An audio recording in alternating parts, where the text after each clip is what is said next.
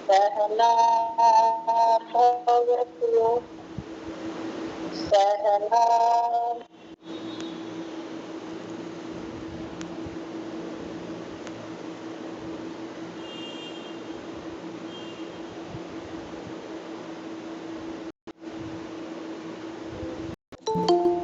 मा विद्विषावहे।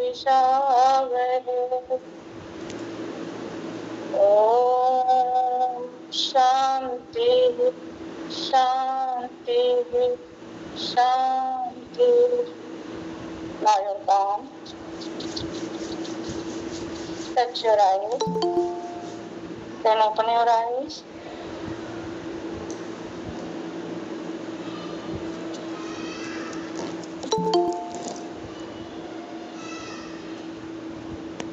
कल हम लोग ने जो भी पढ़ा था किसने किसने लगा कि समझ में आ गया। कल कालिंदी मैम जुड़े थे। माइक म्यूट है आपका। कह रहे कल हम लोग ने जो पढ़ा था वो कितने लोगों को लगा कितना समझ में आ गया था कंप्लीट। चलिए आज हम लोग आगे देखें। हाँ, बोलेंगे मीता मैम? नहीं मैम समझ आ गया ये बता रही। चलिए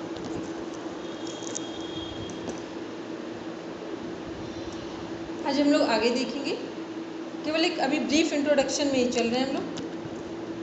कल हमने देखा था जो हमारी कोशिकाएं हैं सेल के बारे में कि शरीर की सबसे छोटी इकाई कोशिका से संपूर्ण शरीर के निर्माण के स्तर के बारे में पढ़ रहे थे।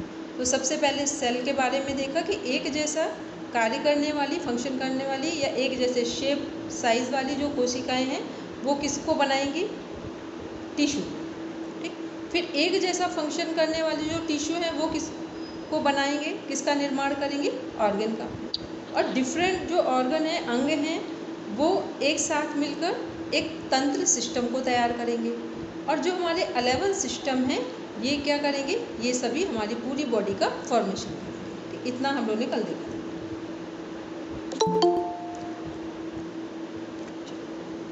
मीता मैम पढ़ेंगे और सब बड़े आराम से देखेंगे क्योंकि एक बार सेल टिश्यू के बारे में, केवल सेल के बारे में समझ में आ गया, फिर पूरी एनाटॉमी पढ़ना इजी लगेगा आपको। पढ़ेंगे। मानव शरीर विभिन्न संरचनात्मक स्तरों का एक जटिल संगठन है जिसकी शुरुआत परमाणुओं, एटम्स, अणुओं, मॉलिक्यूल्स एंड यौगिकों, कंपाउंड से होती है तथा कोशिकाएं, ऊतक, अंग एवं संस्थान परस्पर मिलकर संपूर्ण मानव का सृजन करते हैं। रासायनिक स्तर पर मानव शरीर विभिन्न जैव रसायनों का संगठनात्मक तथा क्रियात्मक रूप होता है जिसमें विभिन्न तत्वों के परमाणु यौगिकों के रूप में संगठित होकर जैविक क्रियाओं को संचालित करते हैं। इन तत्वों में carbon, hydrogen, oxygen, nitrogen, phosphorus एवं सल्फर मुख्य होते हैं। कोशिकाएं शरीर का सूक्ष्मतम रूप होती हैं। हमारा शरीर करोड़ों कोशिकाओं से मिलकर बना है। आकार में सूक्ष्म होने के कारण इन्हें सूक्ष्मदर्शी के द्वारा ही देखा जा सकता है।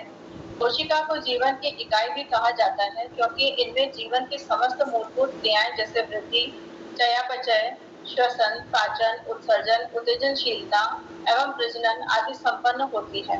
कोशिकाएं अलग अलग प्रकार एवं आकार की होती हैं। इसको कल हम लोग ने किससे मैच किया था? एक सेल को किससे कनेक्ट किया था? Human body. ठीक है।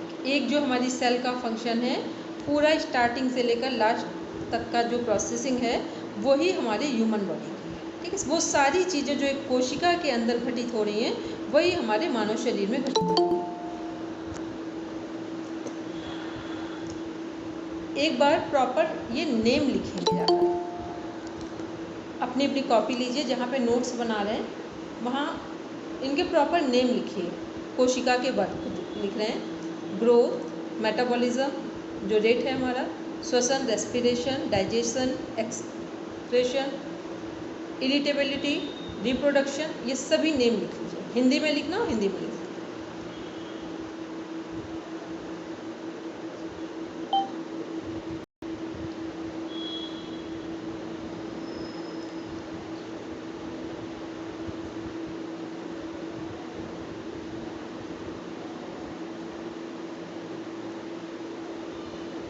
चलिए अब हम लोग आगे देखेंगे। सभी ने लिख लिया?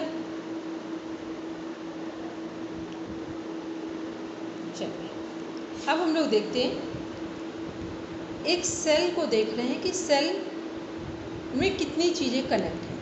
सबसे पहले ध्यान से बात को सुनेंगे और हैंड को रेस करेंगे केवल। एक जो हमारी सेल है, सपोज करके बस एक सर्कल में सेल दिखाई दे रही है। यदि आपका एक क्वेश्चन पुटअप किया जाता है, वो यूजीसी नेट तक का है, एमए, एमएससी, यूजीसी नेट और जो 4th लेवल का एग्ज़ाम देने जा रहे हैं उन सभी के लिए। 1 मिनट, कालिंदी मैम, एक अपर्णा मैम को मैसेज कर दीजिए कि इस लिंक पर ज्वाइन किया, तुरंत कर दीजिए अपर्णा मैम को, वो उसमें ट्राई कर रहे हैं। तो इसमें क्या हम लोग देख रहे हैं कि सेल का जो हमारा स्ट्रक्चर है वो देख रहे हैं। तो पूछा जाता है कि सेल जो है हमारी, सेल के किन चीज़ों से मिलकर बनी है।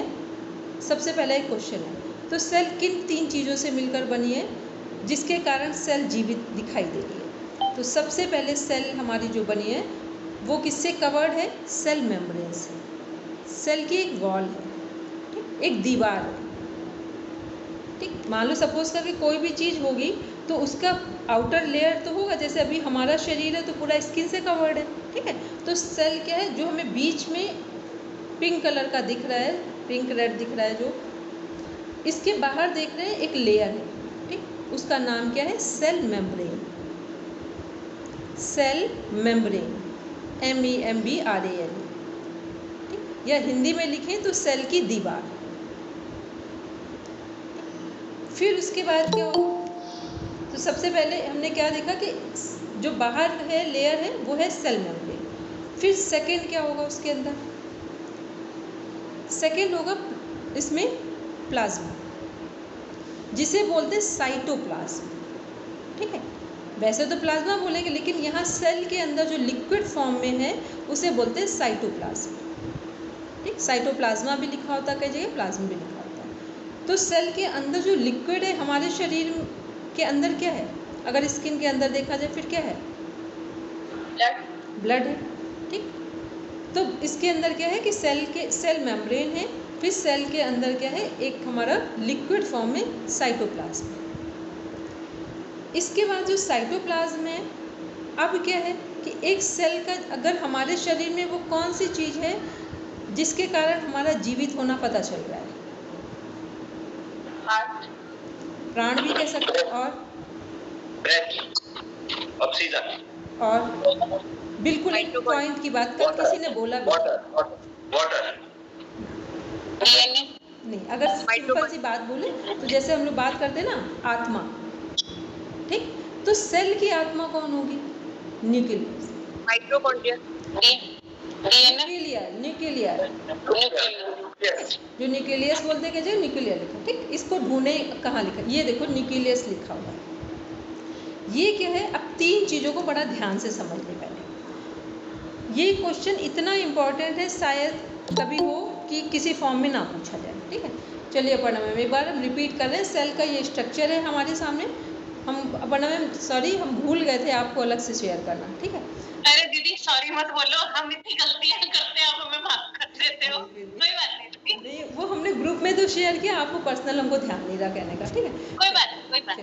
इसमें हम क्या देख रहे हैं? सेल का स्ट्रक्चर देख रहे हैं, सिंपल, कि सेल का एक क्वेश्चन पुटअप किया जाता है सिंपल सा, कि सेल किन चीज़ों से मिलकर बनती है, ठीक। तो सबसे पहले होता है 3 चीज़ें हैं जो हमारी सेल से रिलेटेड। एक सेल मेम्ब्रेन, जिसको सेल की दीवार बोलते हैं, ठीक है, इन हिंदी आराम से एकदम सरल शब्दों में, क्योंकि यहाँ भाषा से कोई मतलब नहीं है, ज्ञान से मतलब है, ठीक है। भाषा तो बाद में भी समझ में आ जाएगी, कैसे कन्वर्ट करेंगे। तो क्या है? सेल की एक दीवार है। फिर सेल के अंदर जो लिक्विड फॉर्म में है वो क्या है हमारा?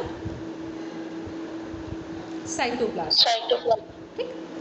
फिर सेल के अंदर जो सेल की आत्मा है उसे क्या बोलते हैं? न्यूक्लियस, ठीक। सेल की आत्मा को क्या बोलेंगे? न्यूक्लियस। ये 3 चीज़ें हो गई। अब कौन कौन हमें, कितने लोग हैं वो हैंड रेस करें, और फिर हम जिनसे क्वेश्चन पुटअप करें वो बताएंगे आपको। ये जो हमने सेल का स्ट्रक्चर बताया है, 3 जो चीज़ें कनेक्ट की हैं सेल के बारे में, 3 बातें बताई हैं, इसको ह्यूमन बॉडी से कनेक्ट कीजिए, इसको ह्यूमन बॉडी से कनेक्ट कीजिए।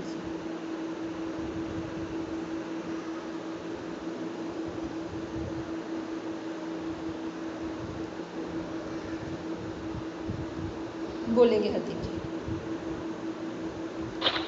मैम जो मेम्ब्रेन है वो तो हमारी एनाटॉमी है, ठीक है, और जो प्लाज्मा है वो हमारा जो हमारी फिजियोलॉजी है, और न्यूक्लियस जो है वो पुरुष, मतलब वो नर्वस सिस्टम है हमारा। अब इसको थोड़ा सा करेक्ट कौन करेगा? लगभग सही बताया, थोड़ा सा इसको करेक्शन करके कौन बताया? मैम जो न्यूक्लियस है वो हमारा ब्रेन है। हमने अभी पूछा ही नहीं वर्षा आपसे, अभी हम हैंड रेज करा रहे, सबका देख ले पहले किस कौन कौन समझ पाए इस बात को, ठीक है? सब लोग पहले ध्यान से समझ के देखो। अभी हमने क्या क्वेश्चन पुटअप किया है, जिनको जिनको समझ में आ गया वो ठीक है, जिनको नहीं आया फिर वो ध्यान से समझो। हमने कहा सेल की 3 चीज़ें, सेल के बारे में हमने बताई। एक सेल मेम्ब्रेन है, सेल की दीवार हो गई। फिर सेल के अंदर जो लिक्विड फॉर्म में है वो साइटोप्लाज्म हो गया। फिर सेल की जो आत्मा है वो क्या होगी, हमारी न्यूक्लियस होगी, ठीक। अब हम लोग ह्यूमन बॉडी से अगर इसे कनेक्ट करें तो हमारी जो बाहर की बॉडी है वो किससे कवर है? स्किन से। इसके अंदर क्या है, हमारा ब्लड है, ठीक, ब्लड है इसमें। फिर हमारे शरीर में एक होता है प्राण तत्व जो हमारी ऊर्जा को, एनर्जी को दिखाता है, ठीक है। और एक प्रॉपर एक कनेक्टिविटी है जिसे हम बोलते हैं सोल। प्राण और सोल में थोड़ा सा अंतर है, लेकिन दोनों एक साथ कनेक्ट होते हैं। प्राण निकल गए हैं शरीर से तो भी शरीर छूट गया है, और आत्मा शरीर से निकल गई है तो भी शरीर छूट गया है, ठीक। प्राण एक ऊर्जा है कि ऊर्जा खत्म हो गई तो शरीर छूट गया। और सोल क्या है? सोल एक वो एनर्जी है, सोल एनर्जी नहीं कहेंगे, सोल कहेंगे जिसके कारण शरीर का जीवित होना दिखाई दे रहा है, ठीक। हम लोगों ने योग दर्शन में क्या पढ़ा था? दृश्य और दर्शन। दृश्य क्या है? जो कुछ दिखाई दे रहा है यूनिवर्स में वो सब दृश्य है। दर्शन क्या है? जिसके द्वारा देखा जा रहा है। तो किसके द्वारा देखा जा रहा है? हमारी आत्मा के द्वारा, ठीक। तो ऐसे ही, क्योंकि जहाँ आत्म तत्व होगा वहीं वृद्धि होगी, जहाँ आत्म तत्व नहीं होगा तो वहाँ वृद्धि नहीं होगी। तो न्यूक्लियस क्या है? जस्ट लाइक अ सोल है। अब कितने लोग हैं जिनको ये कनेक्टिविटी एक सेल की अपने बॉडी से कनेक्ट कर सकते हैं? वो हैंड रेज कर दे बन रहा है।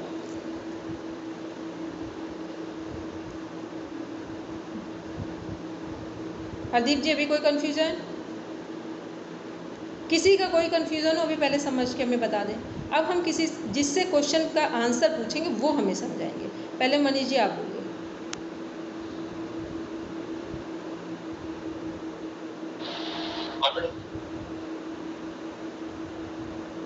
सेल और ह्यूमन बॉडी को कनेक्ट कीजिए।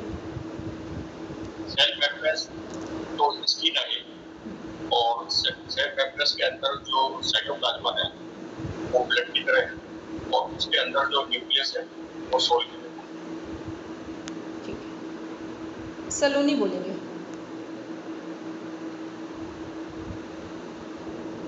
सेल मेम्ब्रेन हो गया स्किन, और साइटोप्लाज्म एज अ ब्लड, और न्यूक्लियस हो गया एज अ सोल।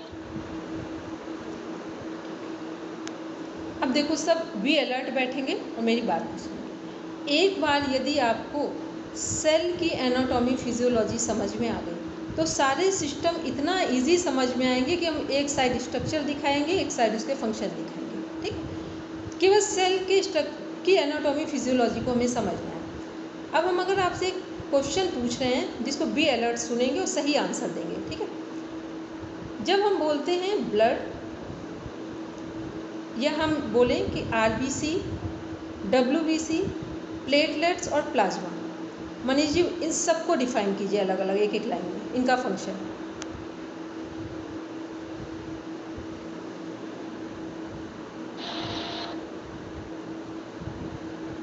आरबीसी तो हीमोग्लोबिन का नाम आता है, डब्ल्यूसी ग्रोथ प्रोटीन,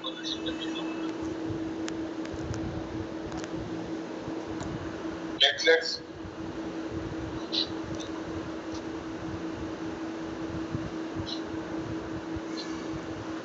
चलिए कोई बात नहीं, अभी रुकेंगे। अब आते हैं हरदीप जी के पास। हरदीप जी डिफाइन कीजिए चारों को अलग अलग। मैम व्हाइट ब्लड सेल्स जो हमारे इम्यून सिस्टम से रिलेटेड है, जो हमारी इम्यून को बढ़ाते हैं, मतलब जो हमारी बॉडी को प्रोटेक्शन चाहिए वो WBC करता है। रेड ब्लड सेल होम्योग्लोबिन जो ऑक्सीजन को हमारी बॉडी में पहुंचाता है, और प्लाज्मा जो है उसके अंदर RBC, WBC और प्लेटलेट्स पूरे सेल के हर सेल तक पहुंचाने का काम प्लाज्मा तक का है। और जो प्लेटलेट्स हैं वो भी हमारी इम्यूनिटी सिस्टम में है, जो ब्लड क्लॉटिंग करती हैं और ब्लड को जो है अनावश्यक रूप से बाहर निकालने नहीं देती हैं, जब जरूरत पड़ती है तो उसको प्रोटेक्ट करके चलती। ये सभी चीजें किसके अंदर है? RBC, WBC, प्लेटलेट्स, प्लाज्मा किसके अंदर है? वाटर के अंदर, ब्लड के अंदर।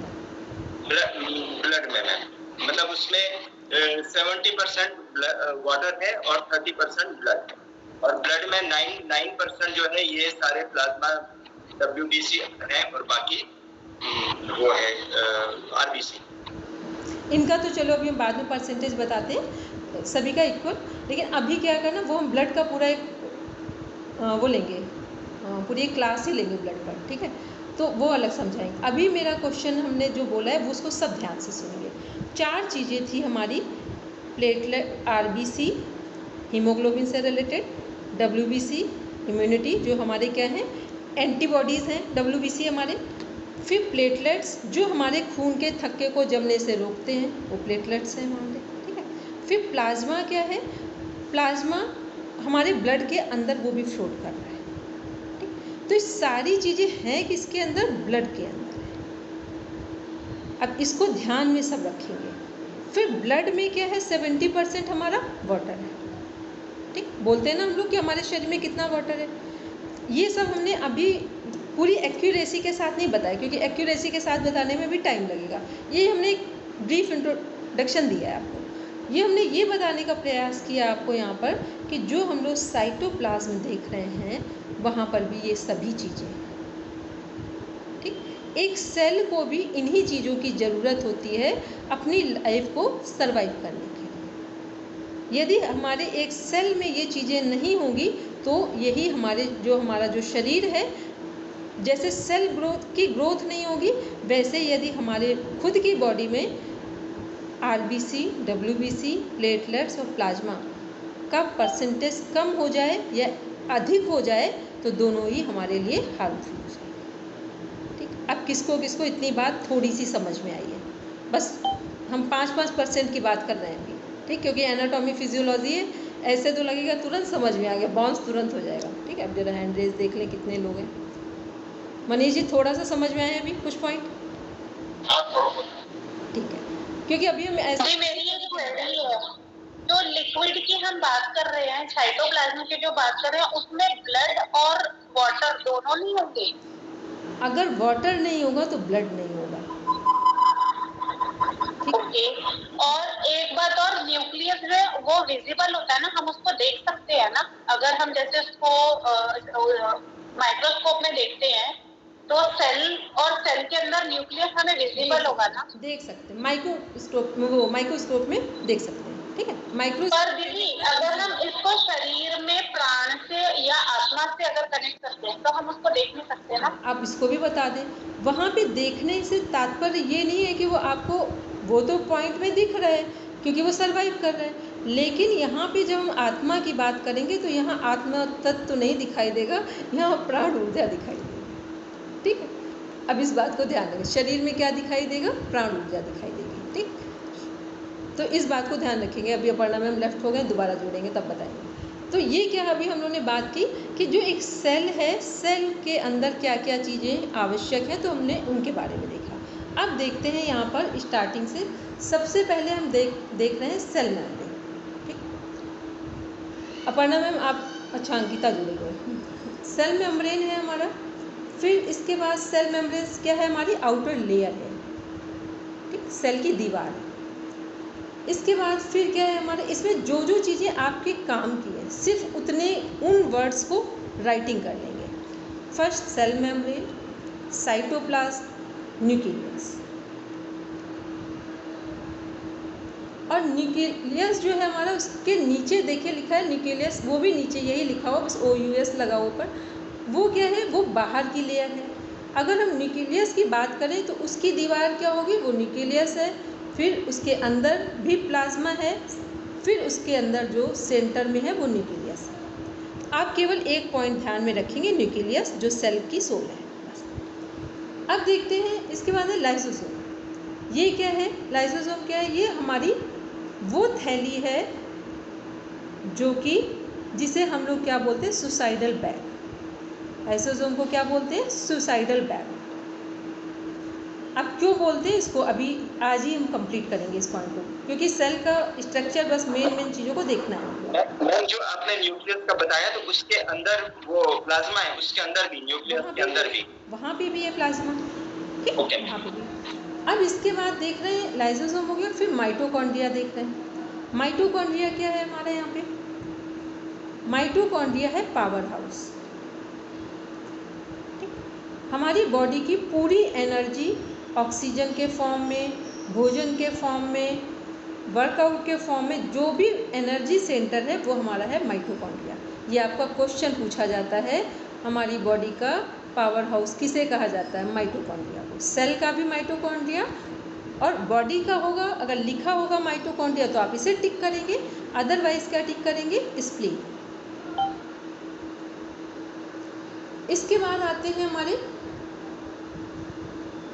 इधर साइड में देखते हैं, साइटोप्लाज्म सभी को पता है लिक्विड फॉर्म में है, ठीक है, ब्लड के फॉर्म में। इसके बाद है फिर यहाँ पर राइबोसोम लिखा हुआ है, राइबोसोम, इसे नोट करेंगे। राइबोसोम हमारे क्या है, ये हमारी बॉडी में प्रोटीन बनाने का काम करते हैं। प्रोटीन सिंथेसिस की फैक्ट्री कहा जाता है राइबोसोम को। ये क्वेश्चन पुटअप किया जाता है, प्रोटीन सिंथेसिस की फैक्ट्री किसे कहा जाता है, राइबोसोम को।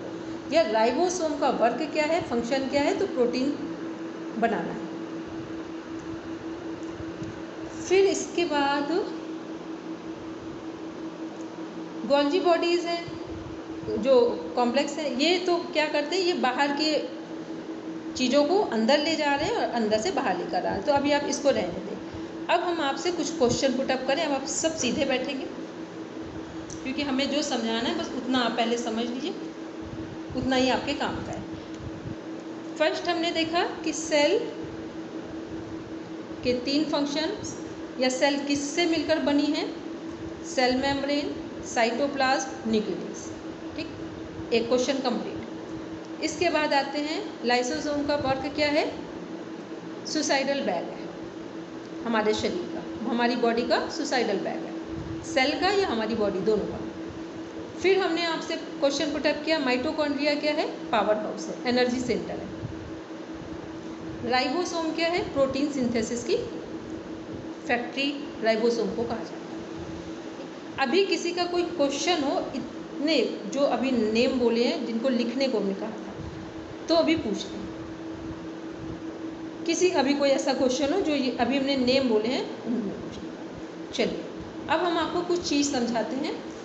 जो हमने लाइसोसोम की बात की है, ये सुसाइडल बैग कैसे है, कोई बता सकता है अभी यहाँ पे? जो बताएंगे वो एकदम एग्जैक्ट पता हो तो बताएंगे, अदरवाइज नहीं। ब्लड में जो ऑर्गन से थिंग्स होती है वो बाहर निकालता है। ठीक है, मीता मैम बोलेंगे। मैम ये जो डेड सेल्स होते हैं उनको कंज्यूम कर लेते हैं। ठीक है, मनीष जी बोलेंगे। कुछ समय बाद अपने आप को ही खा लेते हैं, जैसा है कि वो आपका ही कहलाते हैं अपनी सेल। अब इसको एक पूरे टेक्निकल वे में समझ लेते हैं कि लाइसोसोम है क्या हमारा, ये हमारी बॉडी में कैसे हेल्पफुल है, ठीक है, ये समझते हैं। ये एक इतना इम्पॉर्टेंट पॉइंट है जिसको हम लोग पूरी लाइफ निकल जाती है और कभी समझ ही नहीं पाते ये वर्क क्या करे। ऐसे तो लग रहा है सुसाइडल बैग है, ठीक है, और हमारी डेड सेल को डाइजेस्ट कर लेगा, ये इसका वर्क है। लेकिन अब ये हमारी बॉडी में उपयोगी कैसे है, इसको समझते हैं। सपोज करके आप सभी को पता है कि जब भी हमारे शरीर में कहीं पर भी कोई रोग उत्पन्न होता है तो उसका कॉज फैक्टर क्या है? सेल का बढ़ना, एक पॉइंट क्लियर। और बैक्टीरिया का आ जाना, रेड सेल कम एंटीजेंस। रेड सेल कम होते हैं, फीवर आता है। मनीष जी आप क्या बोल रहे थे, हरदीप जी आप क्या बोल रहे थे, एक एक बार बोलिए। मैम एंटीजेंस इसमें बैक्टीरिया का शनाख्त करवा लें। चलिए, सबसे सुटेबल आंसर था मीता मैम का, ठीक, और आप लोगों का भी ठीक है, लेकिन पूरा सही नहीं था। अब देखते हैं हम लोग इसको प्रॉपर। जब भी एक मोस्ट इम्पॉर्टेंट एक हेडलाइन डालिए अपना, जहाँ एनाटॉमी फिजियोलॉजी का नोट्स बना रहे हैं, वहाँ ऊपर लिखिए हमारे शरीर में रोगों का मुख्य जो कारण है, कॉज फैक्टर है, वो है जिस शरीर के अंग में या सेल में ऑक्सीजन नहीं पहुँचता है ब्लड के साथ, वहाँ पर रोग उत्पन्न होते हैं। ठीक? शरीर के जिस भी पार्ट में ऑक्सीजन ब्लड के साथ नहीं पहुंचता है, वहीं पर रोगों के उत्पन्न होने की संभावना है और वहीं रोग उत्पन्न होते हैं।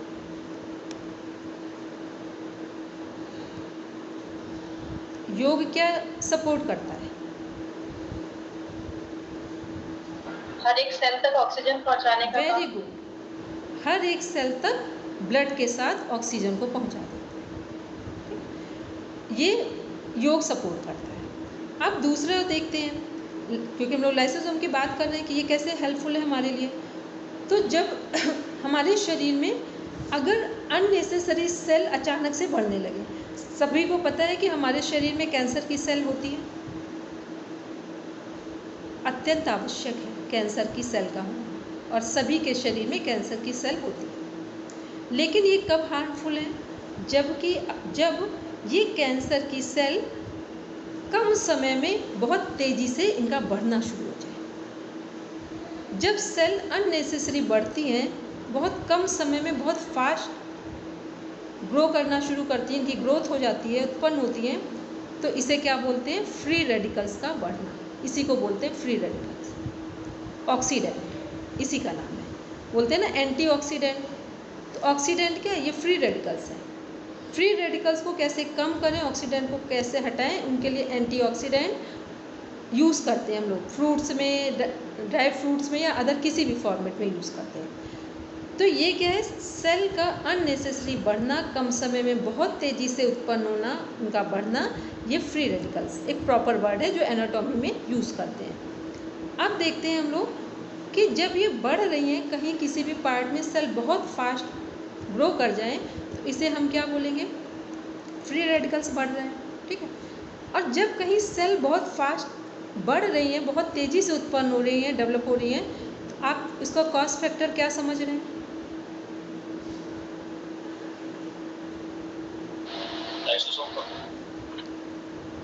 कॉज फैक्टर ऑक्सीजन नहीं पहुंच रहा है, ऑक्सीजन वहाँ नहीं पहुंच रहा है ब्लड के साथ, इसीलिए वो बढ़ रही है। अब इतनी बात समझ में आ रही है सभी को? क्योंकि इसको बड़ा एक सिस्टम में समझेंगे, नहीं तो ये एनाटॉमी फिजियोलॉजी एक पोयम से ज़्यादा कुछ नहीं है, ठीक है। बस पोयम जैसे अभी पढ़ी भूल गए, बस वही काम करेंगे, ठीक। तो ये क्या है कि जब सेल हमारे अत्यधिक मात्रा में कम समय में बढ़ रहे हैं, उसे हम फ्री रेडिकल्स बोलते हैं। फ्री रेडिकल्स का जो कॉज फैक्टर है वो क्या है कि जिस पार्ट में हमारे शरीर के ऑक्सीजन ब्लड के साथ नहीं पहुंच रहा है, वहीं पर रोगों के उत्पन्न होने की संभावना है। ये रोग कब उत्पन्न होते हैं? जिस जगह की सेल फास्ट ग्रो करने लगेगी, या तो वहाँ पर cancer, tumour, cyst tumour, cancer, stone, बस ऐसे स्टार्ट होती हैं चीज़ें, एक एक करके बढ़ती जाती हैं। अब इसको दूसरे एंगल में देखते हैं कि कैसे हमारे जो लाइसोसोम है एक सेल के अंदर, वो कैसे सपोर्ट करता है हमारी बॉडी को। लेकिन वो सपोर्ट करेगा भी कब? जब हम अवेयर होंगे तब करेगा। तो इसके दो तरीके हैं। पहला, एक तो है हमारा योग, कि जब हम योग को, प्राणायाम को करते हैं, हम किसी भी तरह से योग की प्रैक्टिस के द्वारा यदि हमारे शरीर के एक एक सेल में ब्लड के साथ ऑक्सीजन पहुंच रहा है या ऑक्सीजन के साथ ब्लड पहुंच रहा है, तो हमारा शरीर निरोगी रहेगा। दूसरा तरीका ये है, सपोज करके किसी को स्टोन हो गया है, ठीक है। अब स्टोन को अगर आपको ठीक करना हो तो नेचुरल वे में कैसे ठीक करेंगे? अगर नेचुरोपैथी में ठीक करना चाहें तो स्टोन को कैसे ठीक करेंगे? Intermittent fasting. Very good, naturopathy में क्या है, 12 आवर्स फास्टिंग। ठीक, 12 घंटे की जो हमारी फास्टिंग है वो क्या करती है, वो हमारी फास्ट इन चीज़ों को ठीक करने में सपोर्ट करती है। तो अब वो 12 घंटे की जो अब हम नेचुरोपैथी में फास्टिंग बोलते हैं, तो वो काम कैसे करती है, कैसे लाइसोसोम वहाँ पर काम करेगा। कितने लोग ये जानते हैं कि जब भी हमारा स्टोन, नहीं हमारा नहीं बोलेंगे, ठीक, सब वापस लो, क्योंकि शब्द जो बोलते हैं ना वो काम कर जाते हैं। किसी के बारे में बात कर रहे हैं, भगवान करे हो किसी को भी ना, ठीक है। तो जब हम स्टोन की बात करें या ट्यूमर की बात करें या कैंसर के सेल की बात करें, किसी की भी बात करें, सिस्ट की बात करें, तो इसके अंदर क्या होता है, इसके अंदर कैल्शियम डिपॉजिट होता है। जितने भी स्टोन हैं इनके अंदर क्या डिपॉजिट होता है, कैल्शियम। ठीक, और कैल्शियम क्या है, हमारे शरीर को सबसे अधिक ताकत देने वाली चीज़ है, और वो क्या है, वो डिपॉजिट हो गया है। कैल्शियम को डाइल्यूट कैसे करते हैं, डिज़ोल्व कैसे करते हैं, विटामिन डी के द्वारा। कैल्शियम को डिज़ोल्व कैसे करते हैं, विटामिन डी के द्वारा। यदि आप सनलाइट नहीं लेते हैं तो अच्छे से अच्छा कैल्शियम लीजिए, वो आपके लिए कहीं ना कहीं हार्मफुल हो जाएगा। या तो आप अनुलोम विलोम नाड़ी शोधन प्राणायाम कर रहे हैं, तब तो आप डाइजेस्ट कर सकते हैं, अदरवाइज़ वो आपके शरीर में आपको नुकसान पहुंचाती है। ठीक, अब आते हैं दूसरे पॉइंट पे। जब हमारा कोई स्टोन बन गया है, किसी का बन गया है, मैं कॉमन बात कर रहे हैं कि स्टोन बन गया है, तो उसको नेचुरोपैथी से कवर करना हो तो लाइसोसोम वहाँ कैसे काम करता है, ये बहुत मेजर पॉइंट है। इसको सब ध्यान से समझेंगे, क्योंकि योग के विद्यार्थी हैं। अगर हम बीमार हैं तो फिर इसका मतलब है कि हम कभी भी हमने योग को ना सुना है ना सीखा है। ठीक, इसलिए ध्यान से सुनकर उसे अप्लाई भी करेंगे। तो ये क्या है कि जब हमारे जिसके भी शरीर में स्टोन है, बन गया है, अगर वो 12 आवर्स की फास्टिंग करते हैं, 12 आवर्स की फास्टिंग से मतलब क्या है कि हमने सनसेट के बाद से लेकर सनराइजिंग तक का फास्ट कर लिया। लिक्विड में पानी लिया, दूध लिया, ऐसी चीज़ें ले ली, कोई बात नहीं, लेकिन सॉलिड फॉर्म में हमने कुछ नहीं लिया ये 12 घंटे, और ख़ास करके केवल पानी लिया तो बहुत ही अच्छा है। तो ये क्या होगा कि जब आपकी 12 घंटे आप कुछ भी नहीं खाएंगे तो आपके शरीर में एक नेचुरल भूख लगेगी। ठीक, वो जो नेचुरल भूख लगेगी वो क्या सपोर्ट करेगी कि उस टाइम पे आपने शरीर को बाहर से खाने को कुछ नहीं दिया है। तो ये जो लाइसोसोम जो हमारे जीवित हैं, ये क्या करेंगे, ये हमारे स्टोन के अंदर जो कैल्शियम डिपॉजिट है उसे खाना शुरू कर देंगे, उसे खाना शुरू कर देंगे। और यदि आपने ये फास्टिंग 15 दिन 20 दिन ऐसे 1 महीने लगातार कंटिन्यू फॉलो कर लिया, तो ये ऑटोमेटिक स्टोन के अंदर जो कैल्शियम डिपॉजिट था उसे पूरी तरीके से खाकर ख़त्म कर देंगे। और आप नेचुरोपैथी में, इसीलिए नेचुरोपैथी में फास्टिंग को इतना इम्पोर्टेंस दिया गया है कि कैसे आप नेचुरल वे में अपनी हीलिंग कर सकते हैं। अब इसके साथ हमने कहीं प्राणायाम का भी सहारा ले लिया और योगासन भी कर लिए, तो ये आप नेचुरल वे में ठीक हो जाएंगे। और थोड़ा डाइट भी ठीक फॉलो कर ली, तो लाइसोसोम ऐसे वर्क करता है। लेकिन लाइसोसोम कब वर्क कर रहा है, जब आपने शरीर की जो भूख है नेचुरल, उसमें आपने बाहर से शरीर को कुछ खाने को नहीं दिया। तब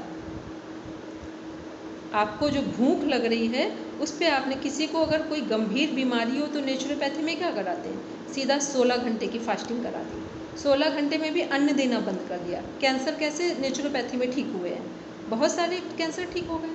ठीक है, तो ये कैसे ठीक होते हैं, वो लोग फास्टिंग करा देते हैं, लिक्विड पे रख देते हैं, फिर उसके बाद नेचुरोपैथी के कुछ मिट्टी पट्टी ऐसे कुछ ट्रीटमेंट दे देते हैं। बस 3-3 महीने में, 4-4 महीने में लोग ठीक होना शुरू कर देते हैं। अब उसमें कुछ भी नहीं लग रहा है वहाँ पर। तो ये यहाँ पर लाइसोसोम काम करता है, इतना इम्पॉर्टेंट है। तो ये हमने इसलिए बताया कि लाइसोसोम, अब हमने पता तो कर लिया कि सुसाइडल बैग है, लेकिन अब वो हमारे शरीर में काम कब करेगा, काम तब करेगा जब हमारे शरीर की नेचुरल भूख लगने पर हमने अपने शरीर को बाहर से भोजन नहीं दिया।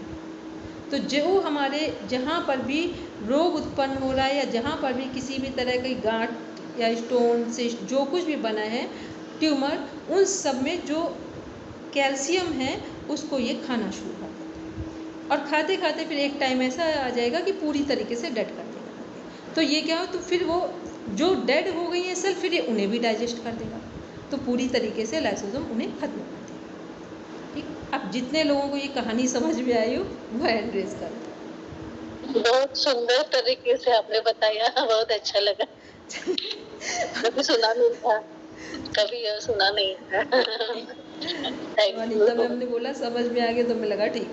अपर्णा मैम समझ में आ गया, बस अभी हम किसी को कोई क्वेश्चन पुटअप नहीं करेंगे, ठीक है, क्योंकि इंपॉर्टेंट बात चल रही है, उसको कंप्लीट कर लें और सबसे देख लें। हरदीप भैया क्लियर? ठीक है, सलोनी सही, ठीक है।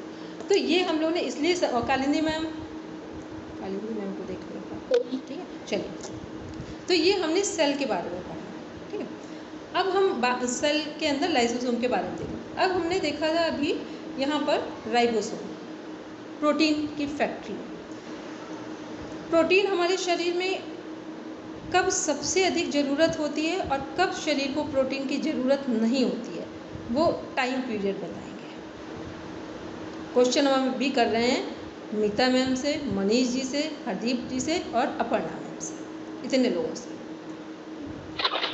मैम जब हम मतलब ज़्यादा हमें मेहनत का काम होता है, वर्क विद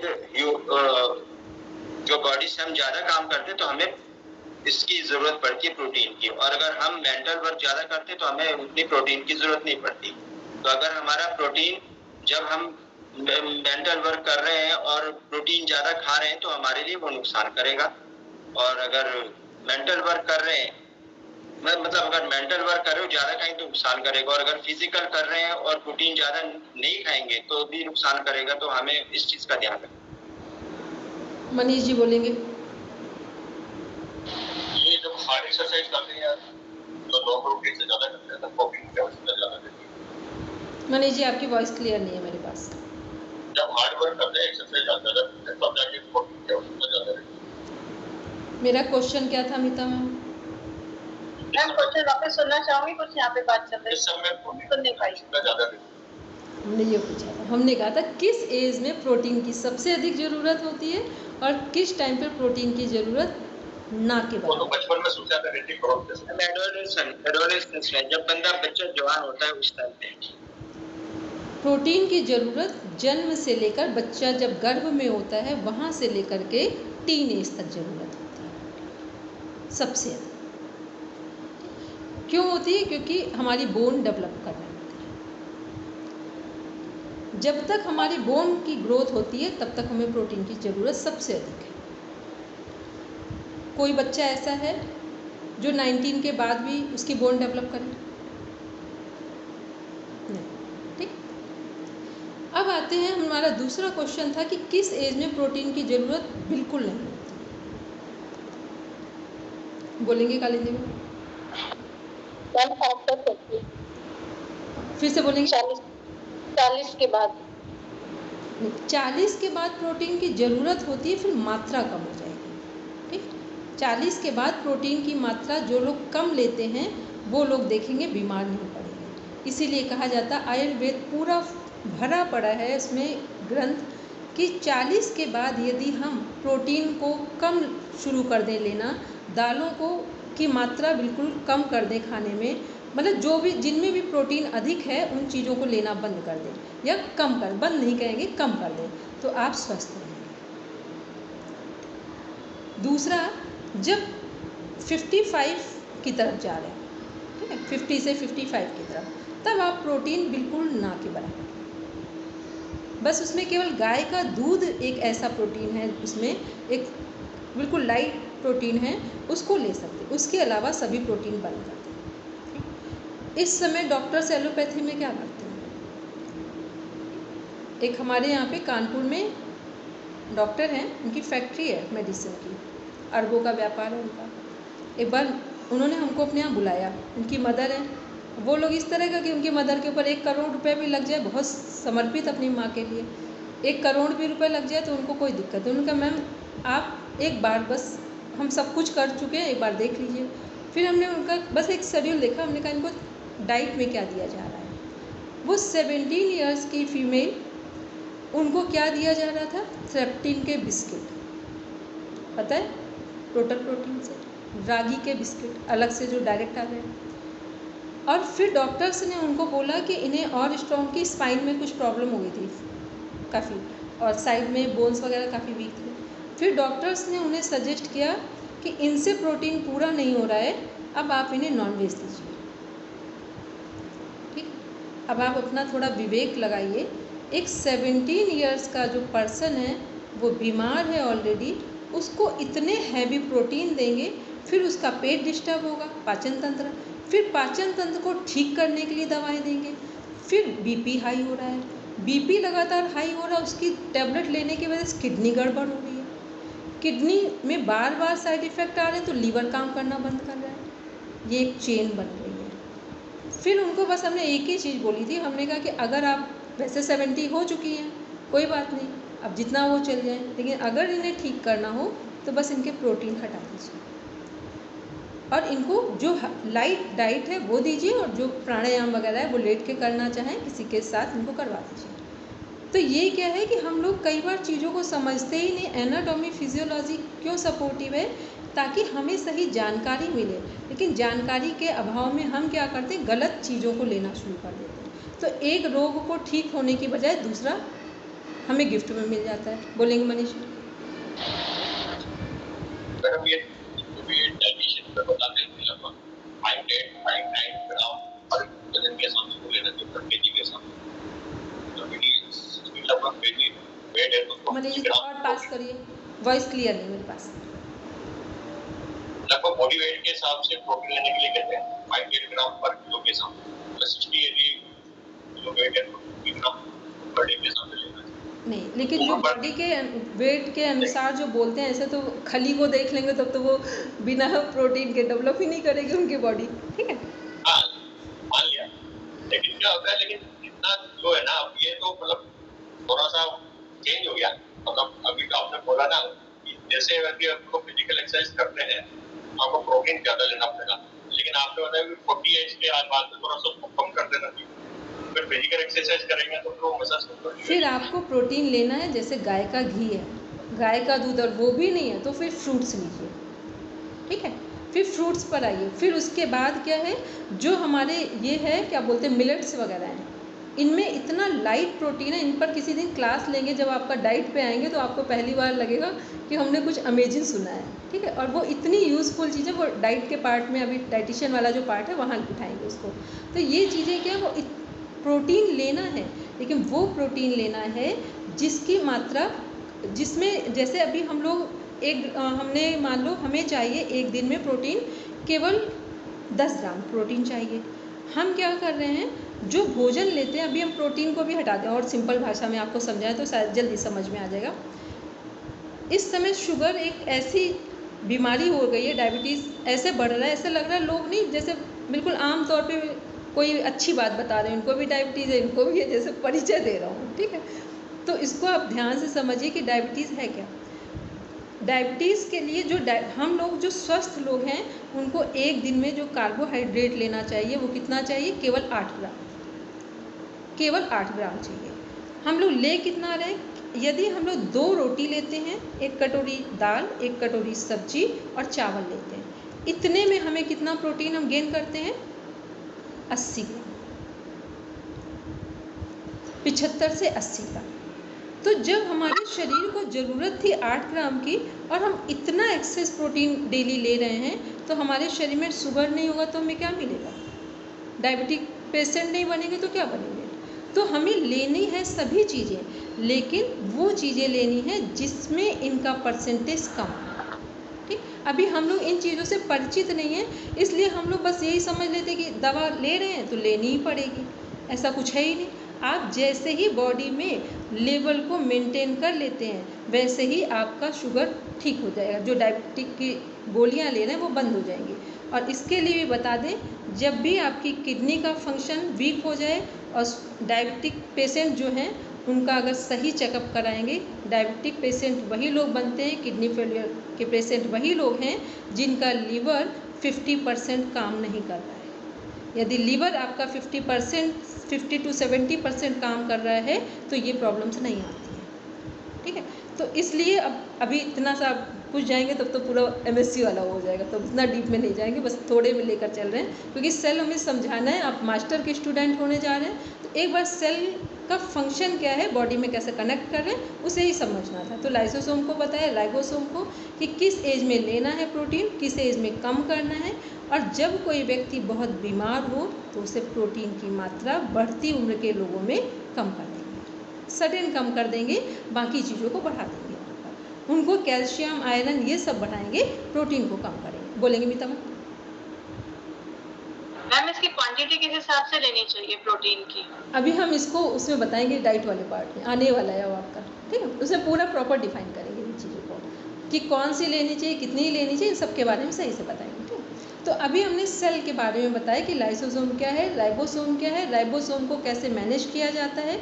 अच्छा, अब एक चीज़ और इसमें बताते हैं, जहाँ पर बात कर रहे हैं माइटोकॉन्ड्रिया की। तो राइबोसोम का फंक्शन सबको समझ में है, प्रोटीन कब चाहिए, ठीक है, और किस एज में कम चाहिए, और कब से हमें कम लेना शुरू करें, तो 40 के बाद से प्रोटीन की मात्रा को कम लेंगे। अब जब हम लोग बात करते हैं माइटोकॉन्ड्रिया की, तो माइटोकॉन्ड्रिया क्या है, पावर हाउस है। एनर्जी हमको कहाँ कहाँ से मिलेगी, सोर्सेस क्या हैं एनर्जी के?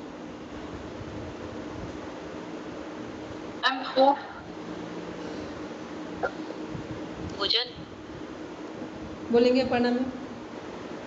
फैट से मिलेगी और कार्बोहाइड्रेट से भी मिलेगी। अब एनर्जी के बारे में पहले समझा दें, क्योंकि अभी आप लोग दूसरी जगह पहुंच गए, ठीक है। कितने लोगों को ऐसा लगता है कि जो लोग अच्छा भोजन लेते हैं वही स्वस्थ रह सकते हैं, और जो लोग सिंपल भोजन लेते हैं वो स्वस्थ नहीं रह सकते। अब हम जो क्वेश्चन पुटअप करेंगे उसमें हैंड रेस करेंगे। कितने लोगों को ऐसा लगता है कि सिंपल भोजन से भी स्वस्थ रहा जा सकता है, वो हैंड रेस करें। चलिए, एग्री सब ने किया, ठीक है। अब इस बात को पहले समझ लें, आप भोजन सिंपल ले रहे हैं या बहुत अच्छा ले रहे हैं, ये कोई मैटर नहीं करता। मैटर ये करता है कि जो आपने भोजन लिया था वो सही से आपने डाइजेस्ट किया है या नहीं किया है। भोजन में 3 चीज़ें कनेक्ट होती हैं। पहली चीज़, भोजन को हमने बहुत अच्छे से चबाकर खाया हो, एनाटॉमी फिजियोलॉजी के टर्म में। फिर भोजन प्रॉपर तरीके से डाइजेस्ट हो गया हो, और वो हो भी जाएगा। फिर थर्ड है, सही समय पर हमारे शरीर से भोजन निष्कासित भी हो गया हो, शरीर से निकल भी गया हो, ठीक है। जब हम फ्रेश होने जाते हैं वो टाइम हमारा फिक्स हो, और 1 से 2 मिनट में हमारा पेट साफ हो गया। बस अगर ये चीज़ें आपके जीवन में हैं तो आप समझ लीजिए आप साधारण से साधारण भोजन भी कर रहे हैं, एनर्जी आपको पूरी मिलेगी। अदरवाइज़ आप अच्छे से अच्छा भोजन कर रहे हैं, वो आपके किसी काम का नहीं है, ठीक। अब आप लोग चेक कर सकते हैं कि आप लोग जो अच्छा भोजन ले रहे हैं या साधारण ले रहे हैं, वो कैसे आप ले रहे हैं उसको, ठीक। पहला हमने क्या भोजन के टर्म में बताया, एनाटॉमी फिजियोलॉजी के टर्म में। यदि आपको भोजन से ऊर्जा लेनी है और अपने मानसिक संतुलन बनाकर रखना है तो भोजन चबा चबा कर करें, ठीक। 32 जो हमारे टीथ हैं वो किस लिए हैं, उनको बोलते हैं 32 टाइम्स एक बाइट को च्यूइंग करें, हम लोग चबा चबा कर खाएं, ठीक। वो उससे का अर्थ ये है कि बॉडी और माइंड के बीच में एक पेशेंस डेवलप हो जाएगा, एक बैलेंस डेवलप हो जाएगा। ऐसा भोजन हमारे पाचन तंत्र में जब आमाशय में पहुंचेगा तो ये सही समय पर जो भोजन 5 घंटे में डाइजेस्ट होना चाहिए, ये कितनी देर में हो जाएगा, 2 से ढाई घंटे में। जो भोजन 2 से ढाई घंटे में डाइजेस्ट हो गया है, तो जो हमारा एक सेरोटोनिन हार्मोन है जो डाइजेस्ट सिस्टम में काम करता है, 95% एनर्जी वहीं ख़त्म कर देता है, वो क्या होगा, वो वहाँ पर उसकी एनर्जी बच जाएगी उस हार्मोन की, और वो हार्मोन हमारे मेंटल एनर्जी में कन्वर्ट होगा, माइंड को एनर्जी दे देगा। तो क्या हो गया, अभी हम लोग क्या करते हैं, इतना हैवी भोजन लेते हैं कि जो एनर्जी सेरोटोनिन को माइंड में यूज़ करनी है वो कहाँ यूज़ करता है, भोजन को पचाने में। तो जब भोजन को पचाने में एनर्जी यूज़ हो जाएगी तो आपका माइंड कहाँ से एक्टिवेट होगा। इसीलिए समझदार लोग क्या करते हैं कि भोजन को कम करने की सलाह देते हैं कि कम भोजन करें, सही तरीके से करें और कम भोजन करें। जो लोग कम भोजन करते हैं आप देखेंगे उनका माइंड हमेशा एक्टिवेट है। हमने अपने जीवन में आज तक 3 दिन 2 बार खाना नहीं खाया, रिकॉर्ड है, हम नहीं खा सकते। 3 दिन 2 बार खाना आज तक नहीं खाया, अगर हम खा लें तो हम बीमार हो जाएंगे, ठीक। चाहे हमसे आप 24 घंटे काम करवा लीजिए, ऐसा भी हुआ है कि एक महीने ऐसा काम हो गया है कि 2-2, 3-3 घंटे सोए हैं, लेकिन खा नहीं सकते। ठीक, ये हमारे घर में एक परंपरा है। कभी आप लोग को आने का मौका मिला तो आप देखेंगे, हम लोगों की एक परंपरा है कि खाना पेट भर के नहीं खाना, ठीक, और खाने को अवॉइड करना। हमारे जो पापा डिफेंस में थे वो एक चीज़ सिखाते थे, अगर जीवन में कुछ मनुष्य जीवन जीना है तो भोजन को बस जीने के लिए यूज़ करना, ठीक, उससे ज़्यादा यूज़ नहीं करना। तो इससे क्या होता है कि आपका माइंड हमेशा एक्टिवेट होता है। तो ये इसलिए नहीं कहना कि ये कोई बड़ी अच्छी बात है, लेकिन रियलिटी तो है, रियलिटी है। और जो लोग आप देखते हैं, जो वर्ग बहुत अधिक भोजन करता है, जो लोग बहुत श्रम करते हैं, फिजिकल श्रम करते हैं, उनको आप देखना भोजन अधिक लेते हैं। फिर आप देखना कि वो पूरे जीवन फिजिकल श्रम करते ही उनका जीवन गुजरता है। 90% लोगों की बात है। तो ये क्या है, क्योंकि उनकी जितनी भी एनर्जी है, पहले वो थक जाते हैं, फिर हैवी भोजन ले लेते हैं, फिर जो एनर्जी माइंड में काम करती है वो कहाँ काम करती है, पेट में। जो सेरोटोनिन हार्मोन 95% ब्रेन को एनर्जी देने वाला था, वो कहाँ काम कर रहा है, गट में काम कर रहा है। तो इसलिए गट टू ब्रेन कनेक्शन है कि यदि आप इसको एक बार इस कॉन्सेप्ट को समझ लेते हैं सेल के अकॉर्डिंग, तो फिर आप देखेंगे आप जहाँ हैं, आपके पास 10 रुपये हैं कि 10 लाख हैं कि 10 करोड़ हैं, जीवन आपका सुखमय होगा। ठीक, क्योंकि रुपए से किसी का सुखमय जीवन नहीं बनता है। एक बैलेंस होता है, एक समझदारी होती है, जिससे जीवन सुखमय बनता है। तो ये हमने आपको बताया कि माइटोकॉन्ड्रिया में क्या क्या चीज़ें कनेक्ट हो रही थी। तो वहाँ भोजन की एनर्जी कनेक्ट हो रही थी, लेकिन वो कौन सा भोजन की एनर्जी कनेक्ट होगी, जिसको हमने चबा कर खाया, कम समय में वो डाइजेस्ट हो गया और सही समय में हमारे शरीर से बाहर निकल गया। ठीक, वो एनर्जी। फिर पानी की बात की हमने, पानी कौन सा है, अभी हम लोग सुनते हैं ना बहुत औरों का पानी पी रहे हैं, आपको लगता है औरों में क्या ऐसा रखा है, बहुत सारे अच्छे कंटेंट हैं भी नहीं वहाँ पर, रिच कंटेंट नहीं है औरों में। ठीक, वो तो हम लोग ने इतना अपना माइंड यहाँ पर फीड कर रखा है सब कुछ कि जैसे लग रहा है जो बाहर से ले रहा है सब वो अच्छा ही है। ठीक, अगर आपको पानी अच्छा चाहिए तो कैसे भी आपके पास कोई सोर्स ना हो, जैसा भी पानी आ रहा हो उसको अच्छे से बॉयल कीजिए, गर्म कीजिए, ठंडा कीजिए, छानिए और एक घड़े के अंदर भर के रखिए और उस घड़े में एक कॉपर का टुकड़ा डाल दीजिए 12 घंटे के लिए, उसको सुबह निकाल के हटा दीजिए। अब उस पानी को पीजिए, आपकी हेल्थ इतनी अच्छी हो जाएगी कि आपके घर में लोग बीमार पड़ना बंद हो जाएंगे, जो बीमार हो रहे हैं वो बंद हो जाएंगे, क्योंकि वो कॉपर क्या कर रहा है, पूरी तरीके से 100% उसमें वो कंटेंट दे रहा है, रिच कंटेंट, जिससे पानी हमारे शरीर में कम पानी भी पूरी तरीके से काम कर रहा है, या जितना पानी हमको ज़रूरत है वो सही तरीके से उसमें हमें सारे तत्व, पोषक तत्व मिल रहे हैं। ये है पानी के संबंध में। अब आते हैं हम लोग, तो ये क्या होगा, एक पानी की एनर्जी हो गई, एक भोजन की एनर्जी हो गई, फिर तीसरी एनर्जी कौन सी, प्राणायाम की एनर्जी। जब हम सही तरीके से 15 मिनट चेन सिस्टम में अनुलोम विलोम प्राणायाम का अभ्यास करते हैं, नाड़ी शोधन का, ये क्या करते हैं कि हमारे दोनों लंग्स की कैपेसिटी को बढ़ाता है। दूसरा, जो ऑक्सीजन का लेवल है, किसी भी व्यक्ति का अगर हीमोग्लोबिन 8 पॉइंट पे भी आ गया हो, 7 और 8 पॉइंट की बात कर रहे हैं, यदि आपने ऑनेस्टी के साथ सनराइज़ के समय 15 to 20 मिनट्स अनुलोम विलोम प्राणायाम या नाड़ी शोधन प्राणायाम चेन सिस्टम के साथ किया, तो आपका हीमोग्लोबिन, अगर फीमेल है तो आइडियल हीमोग्लोबिन 12 to 14 आ जाएगा और मेल का 14 to 16 आ जाएगा। ठीक, मेल का हीमोग्लोबिन आइडियल है 14 to 16 और फीमेल का है 12 to 14। ठीक, केवल आपको अनुलोम विलोम प्राणायाम करने से मेंटेन कर सकते हैं। तो ये 3 तरह की जो एनर्जीज थी, ये हमारी क्या कर रही, पूरा एनर्जाइज कर रही हैं हमारे माइटोकॉन्ड्रिया। तो माइटोकॉन्ड्रिया की इम्पोर्टेंस समझ में आई, फंक्शन क्या है, हमारे बॉडी में काम कैसे कर रहा है, कैसे हम इसको यूटिलाइज कर सकते हैं। फिर यही हमारे जब अपनी फिजिकल बॉडी में आते हैं, तो जो हमारा इम्यून सिस्टम है, लिम्फेटिक सिस्टम है, यहाँ पर जो हमारा एक स्प्लीन ऑर्गन है, ठीक, अंग है, उसको चेक किया जाता है। स्प्लीन की एनर्जी से हमारी एनर्जी को चेकआउट कर लिया जाता है कि हमारे शरीर की एनर्जी कितनी है। तो जैसे हमारा माइटोकॉन्ड्रिया है वैसे ही स्प्लीन यहाँ काम कर रहा है। तो अब हमने जितना हमें बताना था वो हमने समझा दिया। हो सकता है बॉन्स भी हो गया हो, लेकिन हमने जितना सरल हो सकता था कहानी जैसे सुनाई है हमने। मैम इतने साइंस कभी समझ में आए नहीं जितनी अब आई है।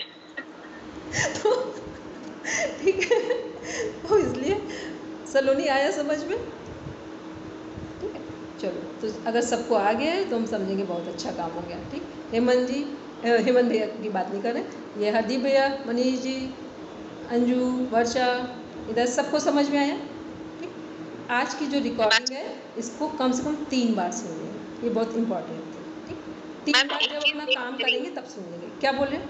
हेलो, यही कहना चाह रही थी, रिकॉर्डिंग मिल जाती नहीं क्योंकि मैंने अच्छे से नहीं समझ पाया, तो मैं एक बार और सुनूंगी इसे। वैसे हमने रिकॉर्डिंग की तो है, अब देखते हैं आती है कि नहीं आती है। ठीक है ठीक है, चलिए, तो ये हम लोग ने आज पूरा पढ़ा।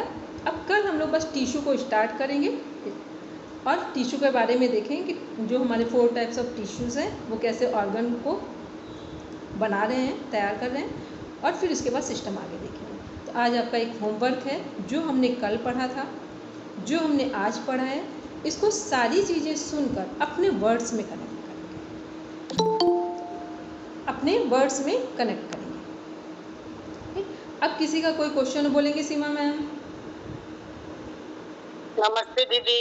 सीमा मैम, मैं ये कहना मैं अभी आई थी बाहर से, मैंने ज्वाइन कर ली। मेरा क्वेश्चन ये था कि कल जैसे अपन एनाटॉमी और फिजियोलॉजी की बात कर रहे थे, तो एनाटॉमी से पहले एक ब्रांच और मॉर्फोलॉजी आती है ना, उसमें बाहरी संरचना का अध्ययन करते हैं, फिर अंदर की TSLS वो एनाटॉमी हुई, और फिजियोलॉजी जो अपन क्रिया विज्ञान जो आप ये सब बता रहे हो अभी, ये 3 ब्रांच है मेन। तो ये सही है ना? की क्या बोलते हैं सीमा मैम, अभी जो आपका ये जो सिलेबस, इसमें मॉर्फोलॉजी की उतनी आवश्यकता नहीं थी। नहीं, मैं अपना थोड़ा डाउट हुआ तो मैंने एक बार आपसे कंफर्म कर कोई डाउट नहीं, वो आपका एकदम क्लियर पॉइंट है जो मॉर्फोलॉजी है। लेकिन यहाँ क्या था कि जो हम लोग अभी पढ़ रहे हैं, ये मॉर्फोलॉजी की तब ज़रूरत पड़ती है जब हम लोग इसको लैब का पार्ट बनाएंगे तब। ठीक, अभी इसकी मॉर्फोलॉजी की यहाँ ज़रूरत नहीं थी कहीं पर भी। अभी अपन एनाटॉमी पढ़ रहे हैं, तो यहाँ पर मतलब TSLS पढ़ेंगे। और अगर आपको अलग से पढ़ना तो सीमा में आपका रिवीजन करवा देंगे। नहीं, इतना ही पढ़ ले हम, बहुत है और इतना सारा कोर्स है दीदी, वही नहीं पढ़ा जाता है अभी। ठीक है, चलिए, तो इसके बारे में कल सारे लोग एक प्रॉपर एक नोट्स बना लेंगे, फिर हम लोग टिश्यूज़ को पढ़ेंगे और ग्लैंड्स को कल देखेंगे। इसके बाद आपके 2 सिस्टम उठाएंगे और मुश्किल से 10 दिन के अंदर ही क्लास कंप्लीट होगी ये वाली। ठीक है, चलिए, किसी का कोई क्वेश्चन हो तो बस 30 सेकंड में हम लेंगे। अच्छा, एक चीज, हाँ बोलेंगे मैम, ये मेम्ब्रेन और साइक्लोप्लाज्मा को हम अन्नमय कोश और प्राणमय कोश से भी कनेक्ट कर सकते हैं, मनोमय कोश? देखो, केवल अन्नमय कोश से कनेक्ट करना, मनोमय कोश से कनेक्ट नहीं करना। ठीक, प्राण में भी नहीं होगा क्या? क्योंकि उसमें भी तो अभी हमने वहाँ एक बात नहीं बोली है। जब हमने माइटोकॉन्ड्रिया की बात की है तो वहाँ पर अभी हमने कुछ चीज़ें कनेक्ट नहीं की हैं, तो इसे केवल सेल की जब ग्रोथ पे बात करेंगे तो वहाँ पर केवल अन्नमय कोश होंगे। ठीक है, अभी केवल अन्नमय। जब हम इसके फंक्शन को और आगे ले जाएंगे, किसी में कन्वर्ट करेंगे जाकर, तब आप इसे प्राणमय में कनेक्ट करेंगे। ठीक है, इसलिए अभी नहीं इसमें कनेक्ट करेंगे। अब सब बैठेंगे शांति पाठ के लिए, नोट सभी शेयर कर देंगे, और जहाँ कहीं लगे कि हमें समझ नहीं आया तो एक बार इस ऑडियो को सुन लेंगे। ठीक, चलिए, जो रिकॉर्डिंग है क्या बोलते हैं, किसने आज प्रेयर करवाई थी? शांति पाठ करवाएंगे Kalindi ma'am.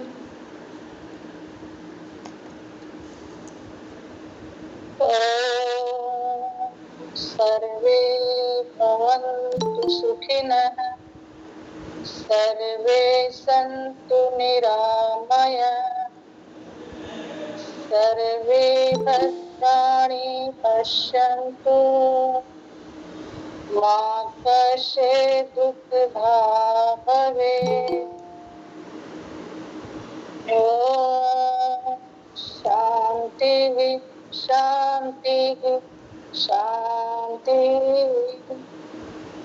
Now your palm, touch your eyes. then open your eyes.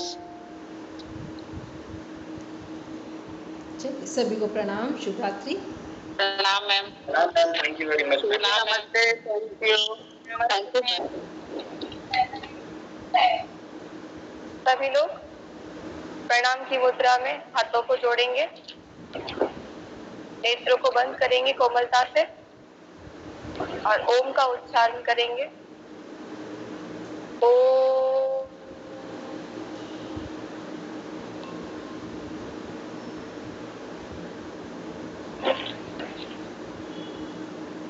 सहना नवतु सहनो भुनक्तु सह वीरं कर्वावहे तेजस्विनावधीतमस्तु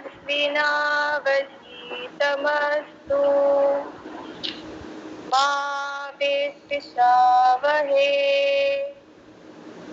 ओम शांति शांति शांति। हाथों में दोनों को स्पर्शन करके अपने मुखमंडल पर रखेंगे और धीरे धीरे अपनी आंखें खोलेंगे।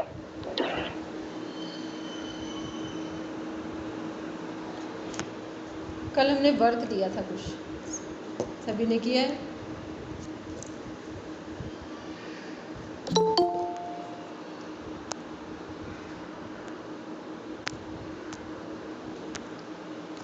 कल हमने कुछ वर्क दिया था, सभी को याद है? चलिए, अच्छा, हम क्वेश्चन ही पूछ लेते हैं। हर प्रदीपिका के अनुसार आसन की संख्या या आसन कितने हैं?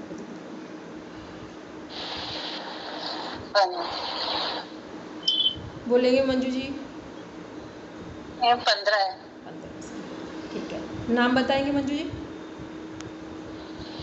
जी कोशिश करती हूँ। शवासन,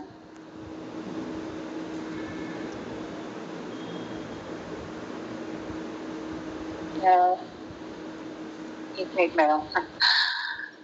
सबसे पहले आपने शवासन बोल दिया, इसलिए अब कोई आसन की जरूरत नहीं बची। मस्तेंद्रासन, पश्चिमोत्तानासन,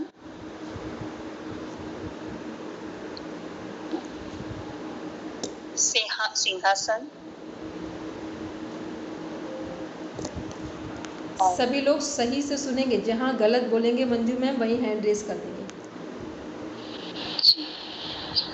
सिंहासन, भद्रासन,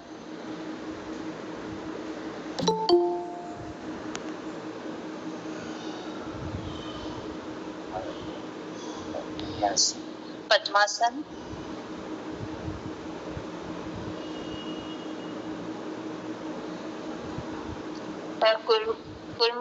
कुर्मासन, उत्तान कुर्मासन, कुक्कुटासन,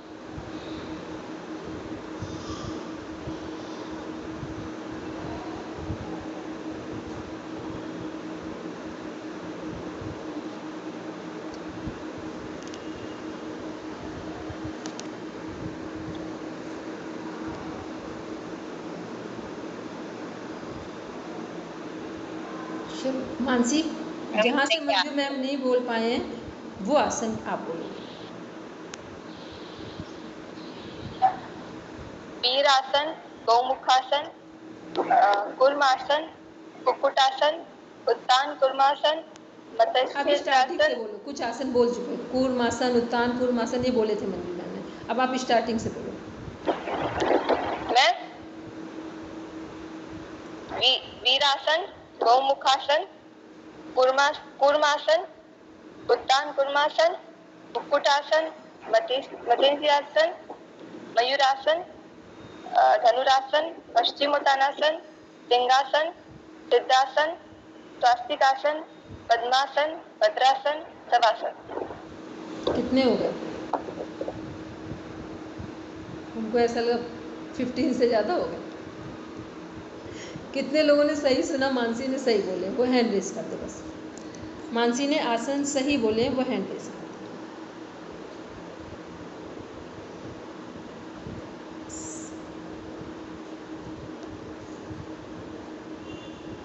कितने लोगों ने मानसी के आसन को ध्यान से नहीं सुना? आप वो हैंड रेज करें जिन्होंने ध्यान से नहीं सुना था।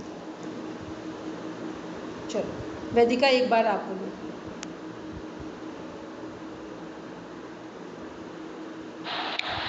मैम स्वास्तिकासन, वीरासन, कुर्मासन, कुक्कुटासन, उत्तान कुर्मासन, धनुरासन, मत्स्येंद्रासन,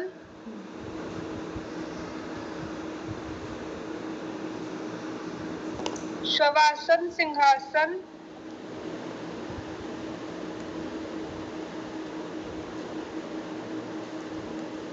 हो गए कितने हो गए? मयूरासन, भद्रासन,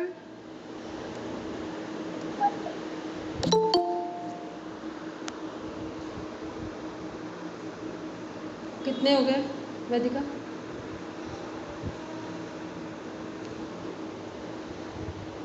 हमने पूछा पद्मासन,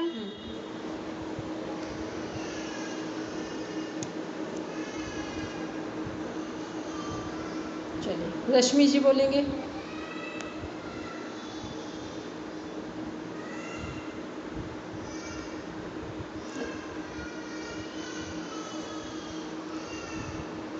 चलिए राजश्री जी बोलेंगे। सॉरी रश्मि जी बोला, रचना जी बोलेंगे। रचना जी, राजश्री जी बोलेंगे एक एक करके, और सब लोग ध्यान से सुन लेंगे। जिनको लर्न नहीं भी है तो सुनकर लर्न कर लेंगे। बोलेंगे।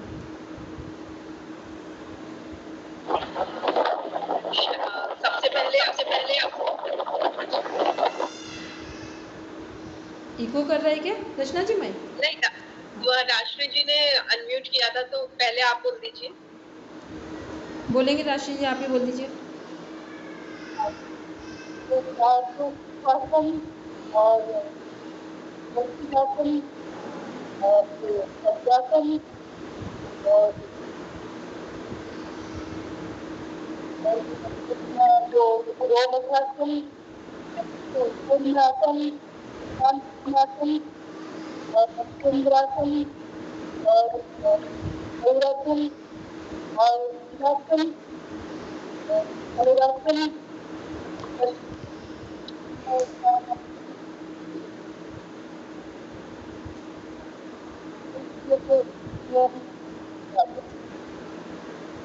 चलिए रुकेंगे, बोलेंगे रचना जी।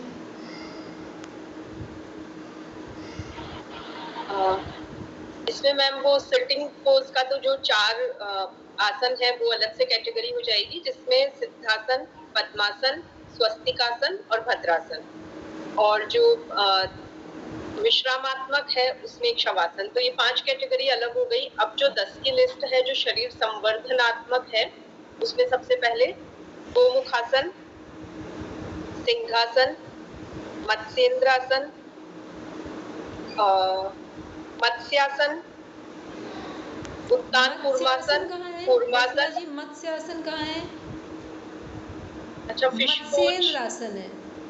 मत्स्येंद्रासन, धनुरासन, कूर्मासन, उत्तान कूर्मासन, कुक्कुटासन और वीरासन। कुछ लोग लेफ्ट इसलिए कर रहे हैं कि मैम सुनेंगी क्या? ठीक, कभी लर्न ना भी हो तो ऐसे लेफ्ट नहीं करेंगे कभी। ठीक, बोलेंगे मुनि जी। ओम, सभी को नमस्ते। बोलेंगे। स्वास्तिक आसन, गोमुख आसन, वीरासन, कुर्मा आसन, कुक्कुड़ासन, उत्तान पादानासन, कुर्मासन, धनुरासन, मत्स्येंद्रासन, पश्चिम उत्तानासन, मयूरासन, शवासन, सिंहासन, पद्मासन, भद्रासन। टोटल धन्यवाद। कितने हो गए? उत्तान पाद नहीं, 15। उत्तान कूर्मासन है। ठीक है, कूर्मासन है, उत्तान कूर्मासन। ठीक, चलिए। उत्तान कूर्मासन, देखिए कूर्मासन और उत्तान कूर्मासन। ठीक, अच्छा, उत्तान कूर्मासन। चलिए अब हम लोग आज पढ़ेंगे प्राणायाम के बारे में। आसन को 3 कैटेगरीज में डिवाइड किया गया था। कल हमने पढ़ा था शरीर संवर्धनात्मक, ध्यानात्मक और विश्रामात्मक आसन। ठीक है, फिर जब हम लोग कॉमन जब परफॉर्म करते हैं आसन को, तो वहाँ पे कितने पोस्चर थे हमारे? एक खड़े होने वाला, बैठने वाला, फिर पीठ के बल लेटने वाला, पेट के बल लेटने वाला और एक बैलेंसिंग पोस्चर होते हैं, जस्ट लाइक गरुड़ासन, वृक्षासन, नटराज आसन, ये सब क्या है, बैलेंसिंग पोस्चर है हमारे। चलिए आज हम लोग देखेंगे प्राणायाम के बारे में। प्राणायाम क्या है? प्राण प्लस आयाम। अगर संधि विच्छेद करें तो प्राण प्लस आयाम। प्राण का अर्थ है जीवनी शक्ति, आयाम का अर्थ है विस्तार करना। प्राणायाम अर्थात जीवनी शक्ति का विकास या विस्तार करना। ये जीवनी शक्ति जहाँ लिखा है इसको सब लोग अपने कॉपी पे नोट कर ले, इम्यून सिस्टम। ठीक, ये इम्यूनिटी है हमारी, जो जीवनी शक्ति है ये इम्यूनिटी है हमारी। ठीक, एनाटॉमी फिजियोलॉजी के टर्म में। तो जब हम लोग प्राण का संधि विच्छेद करते हैं तो प्राण प्लस आयाम हो गया। प्राण का अर्थ जीवनी शक्ति और आयाम का अर्थ है विस्तार करना, बढ़ाना। विस्तार करने का तात्पर्य क्या है? प्राण को गहरा लेना, सांस को गहरा लेना। यहाँ विस्तार का मतलब कोई चीज़ का विस्तार नहीं, हम लोग बोलते हैं ना डीप ब्रीदिंग करो, तो विस्तार करना क्या है? डीप ब्रीदिंग करना है। इसके बाद है प्राणायाम। अगर हम अपनी जीवनी शक्ति का विकास करें या विस्तार करें तो किसके माध्यम से करेंगे? प्राणायाम के माध्यम से। अपनी प्राण शक्ति का विस्तार करना है तो किसके द्वारा करेंगे? प्राणायाम के माध्यम से। जीवनी शक्ति को ही इम्यूनिटी कहते हैं, नीचे लिखा भी है। हठ योग में प्राणायाम को कुंभक कहा गया है। आपके क्वेश्चन में पूछा जाए कि हठ योग में कितने प्रकार के कुंभक बताए गए हैं और हठ योग में कितने प्रकार के प्राणायाम बताए गए हैं, दोनों क्वेश्चन सेम है। ठीक, प्राणायाम का एक सिनोनिम पर्यायवाची कुंभक भी है। फिर है हठ प्रदीपिका और घेरन संहिता में 8 प्रकार के। दोनों में प्राणायाम कितने प्रकार के? 8 प्रकार के। लेकिन वहाँ पर 2 नाम ऐसे हैं जो अलग हैं एक दूसरे से। योग दर्शन में प्राणायाम कितने प्रकार के हैं? 4 प्रकार के। ये सभी क्वेश्चन आते हैं, हठ योग में पूछे जाते हैं कितने प्रकार के हैं प्राणायाम, तो 8 प्रकार के। देयर आर 8 टाइप्स ऑफ प्राणायाम। और यदि हमारे घेरन संहिता में पूछा जाए तो वहाँ पे भी 8 प्रकार के ही हैं। और योग दर्शन में पूछा जाए तो क्वेश्चन का आंसर क्या है? 4 प्रकार के।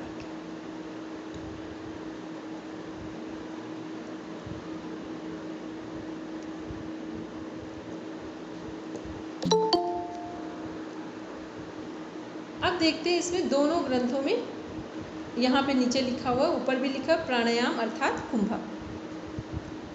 तो सबसे पहले हम लोग योग दर्शन में देखते हैं कौन कौन से प्राणायाम हैं, उनके नाम देखते हैं। ये सभी तुरंत अभी लर्न करेंगे, यहीं का क्लास यहीं कंप्लीट करेंगे। बाह्य प्राणायाम, आभ्यंतर प्राणायाम, स्तंभ वृत्ति प्राणायाम और विषयाक्षेपी प्राणायाम। 4 प्रकार के प्राणायाम। बाह्य प्राणायाम, आभ्यंतर प्राणायाम, स्तंभ वृत्ति प्राणायाम और विषयाक्षेपी प्राणायाम। एक बार सभी देख लीजिए।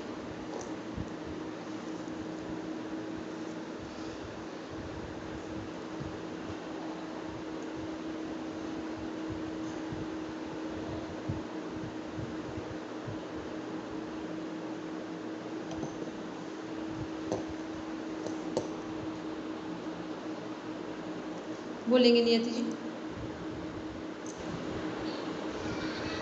बाह्य प्राणायाम, अभ्यंतर प्राणायाम, स्तंभ वृत्ति प्राणायाम, विषयाक्षेपी प्राणायाम। ठीक है, बोलेंगे मानसी। बाह्य प्राणायाम, अभ्यंतर प्राणायाम, स्तंभ वृत्ति प्राणायाम और विषयाक्षेपी प्राणायाम। और कोई जिनको लर्न हो गए वो बोलते जाएंगे। बाह्य प्राणायाम, अभ्यंतर प्राणायाम, स्तंभ वृत्ति प्राणायाम, विषयाक्षेपी प्राणायाम। ठीक है, और जिनको लर्न हो गए बोलेंगे। बाह्य प्राणायाम, अभ्यंतर प्राणायाम, स्तंभ वृत्ति प्राणायाम, विषयाक्षेपी प्राणायाम। Very good. और जिनको लर्न हो गए सभी बोलते जाएंगे। बाह्य प्राणायाम, अभ्यंतर प्राणायाम, स्तंभ प्राणायाम, विषयाक्षेपी प्राणायाम। और सभी लोग बोलते जाएंगे, जो लोग रह गए बाह्य प्राणायाम, अभ्यंतर प्राणायाम, स्तंभ वृत्ति प्राणायाम और विषयाक्षेपी प्राणायाम। Very good.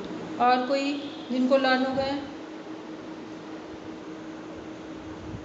बाह्य प्राणायाम और प्राणायाम और प्राणायाम और ठीक, चलिए और कोई बोलेंगे? बोलेंगे दीपक। बाह्य प्राणायाम, अभ्यंतर प्राणायाम, स्तंभ प्राणायाम और विषयक्षेपी प्राणायाम। विषयक्षेपी प्राणायाम, ठीक है। ये हमने किसके अनुसार प्राणायाम देखे? योग दर्शन के अनुसार। और भी अभी किसी को बोलना हो तो बोल सकते हैं। ठीक, चलिए। तो ये हमने 4 प्राणायाम किसके अनुसार थे? किस बुक के अनुसार थे चारों प्राणायाम? योग दर्शन। योग दर्शन किसके द्वारा लिखी गई बुक है? महर्षि पतंजलि। महर्षि पतंजलि, ठीक है। चलिए अब हम लोग पढ़ते हैं हठ योग में प्राणायाम या कुंभक के नाम। एक साइड हठ प्रदीपिका के प्राणायाम दिए हुए हैं और एक साइड गिरन संहिता के। हठ प्रदीपिका के प्राणायाम एक बार हम पढ़ रहे हैं। सूर्य भेदन प्राणायाम, उज्जाई प्राणायाम, शीतकारी प्राणायाम, शीतली प्राणायाम, भस्त्रिका प्राणायाम, भ्रामरी प्राणायाम, मूर्छा प्राणायाम, प्लावनी। अब प्राणायाम नहीं बोलेंगे लेकिन ये सभी प्राणायाम हैं, केवल नाम बोलेंगे। और कैसे लर्न करेंगे वो बता देते हैं। इनको पेयर में लर्न करिए। सूर्य भेदी उज्जाई, शीतकारी शीतली, भस्त्रिका भ्रामरी, मूर्छा प्लावनी। पेयर में लर्न करिए, तुरंत लर्न हो जाएगी। और जैसे ही लर्न हो जाए तुरंत सुना दीजिए।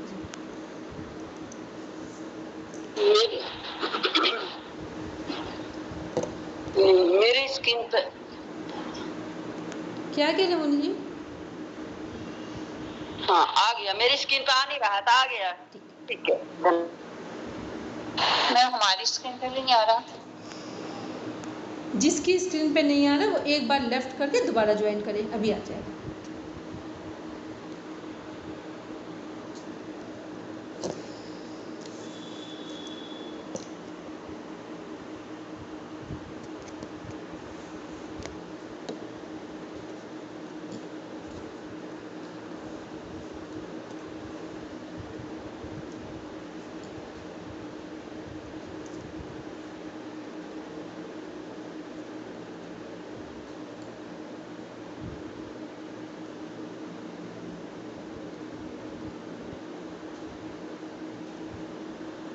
बोलेंगे दीपक। सूर्य भेदन, उज्जाई, शीतली, शीतकारी, भ्रामरी, भस्त्रिका, प्लावनी, उज्जैन। बोलेंगे मानसी। सूर्य भेदन, उज्जाई, शीतला, शीतला माता है, ठीक है। शीतकारी, शीतली, भ्रामरी, भस्त्रिका, मूर्छा, प्लावनी। ठीक है। जो लोग बोल चुके हैं वो तुरंत राइटिंग कर लेंगे, ठीक है, तुरंत लिखेंगे उनके बाद। आप बोलेंगे नियति जी।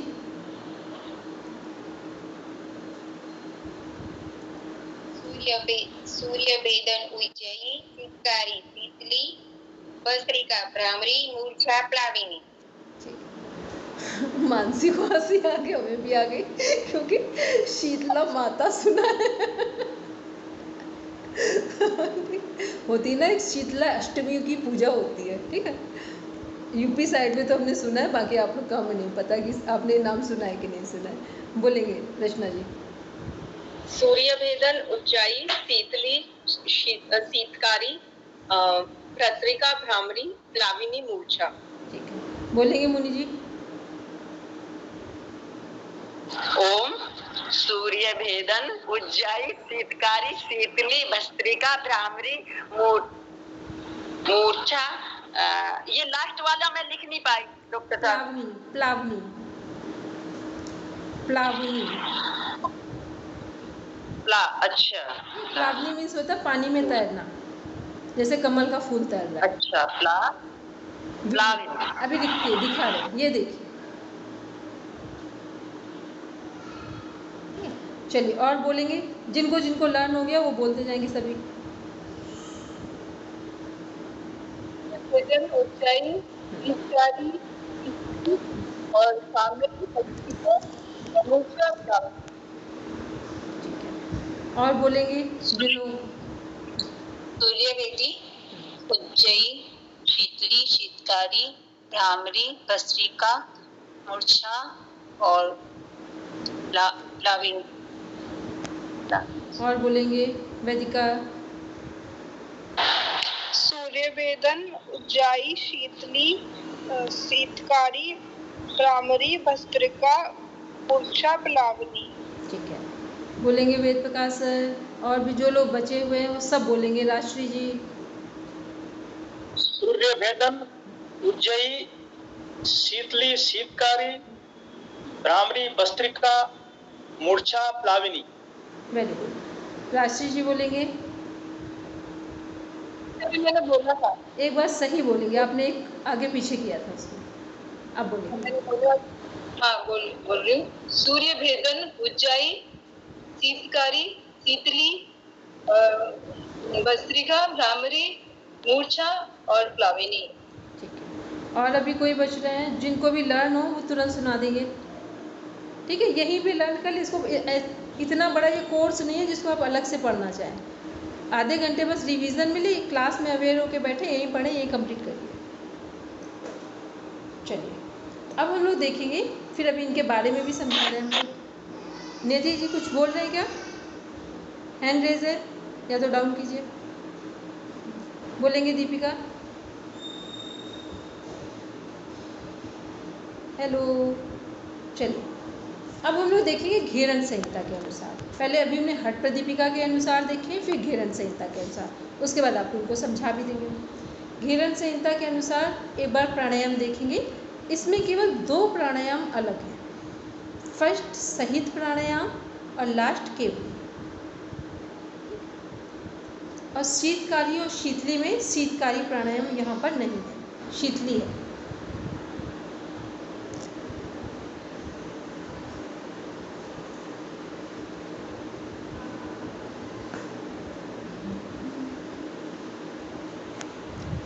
लर्न हो गया? बोलेंगे नियति जी। सहित, सूर्य भेदन, उज्जयी, शीतली, भस्त्रिका, भ्रामरी, मूर्छा, केवली। ठीक है, अब एक बार जब तक सब लोग बोलेंगे तब तक आप तीनों प्राणायाम जो योग दर्शन, घेरन संहिता, हठ प्रदीपिका के, उन्हें राइटिंग कर लेंगे। ठीक है, बोलेंगे मानसी। सहित, सूर्यभेद, उज्जाई, शीतली, भस्त्रिका, भ्रामरी, केवली, मूर्छा, केवली। अच्छा केवली। चलिए आप भी राइटिंग कर लेंगे। जो जो बोलते जा रहे हैं वो तीनों प्राणायाम योग दर्शन के अनुसार, हठ प्रदीपिका, घेरन संहिता, सबको नोट डाउन कर लेंगे।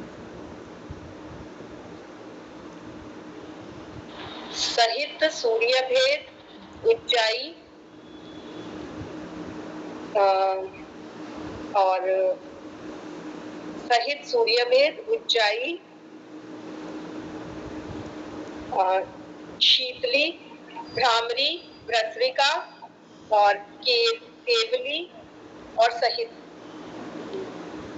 लास्ट एक मिस हो गया। बस लास्ट में जो हठ प्रदीपिका का लास्ट है और ये लास्ट अलग है। प्लाविनी की जगह वहाँ पे मूर्छा और प्लावनी था, यहाँ क्या है? मूर्छा और केवली है। मूर्छा और केवली। ठीक है, एक बार प्रॉपर राइटिंग करिए तो अभी रिमाइंड हो जाएगा। बोलेंगे दीपिका। बोलेंगे सहित, सूर्यभेद,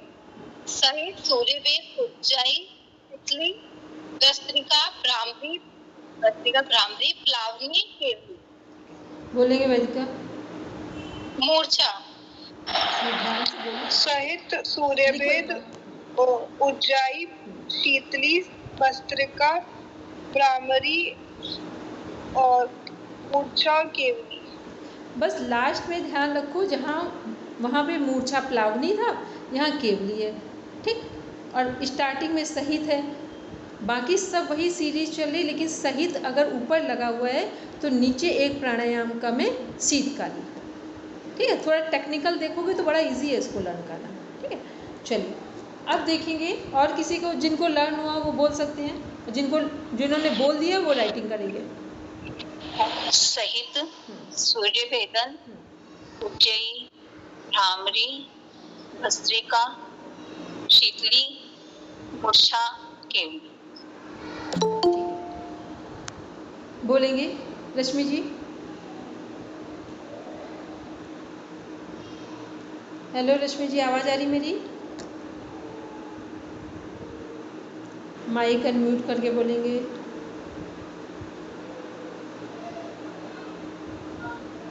सूर्य भेदन, शीतली,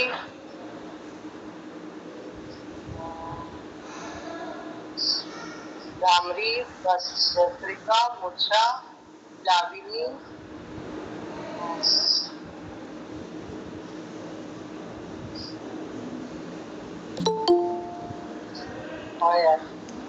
ये लोग इतनी देर से आप लोगों ने क्यों ज्वाइन किया है?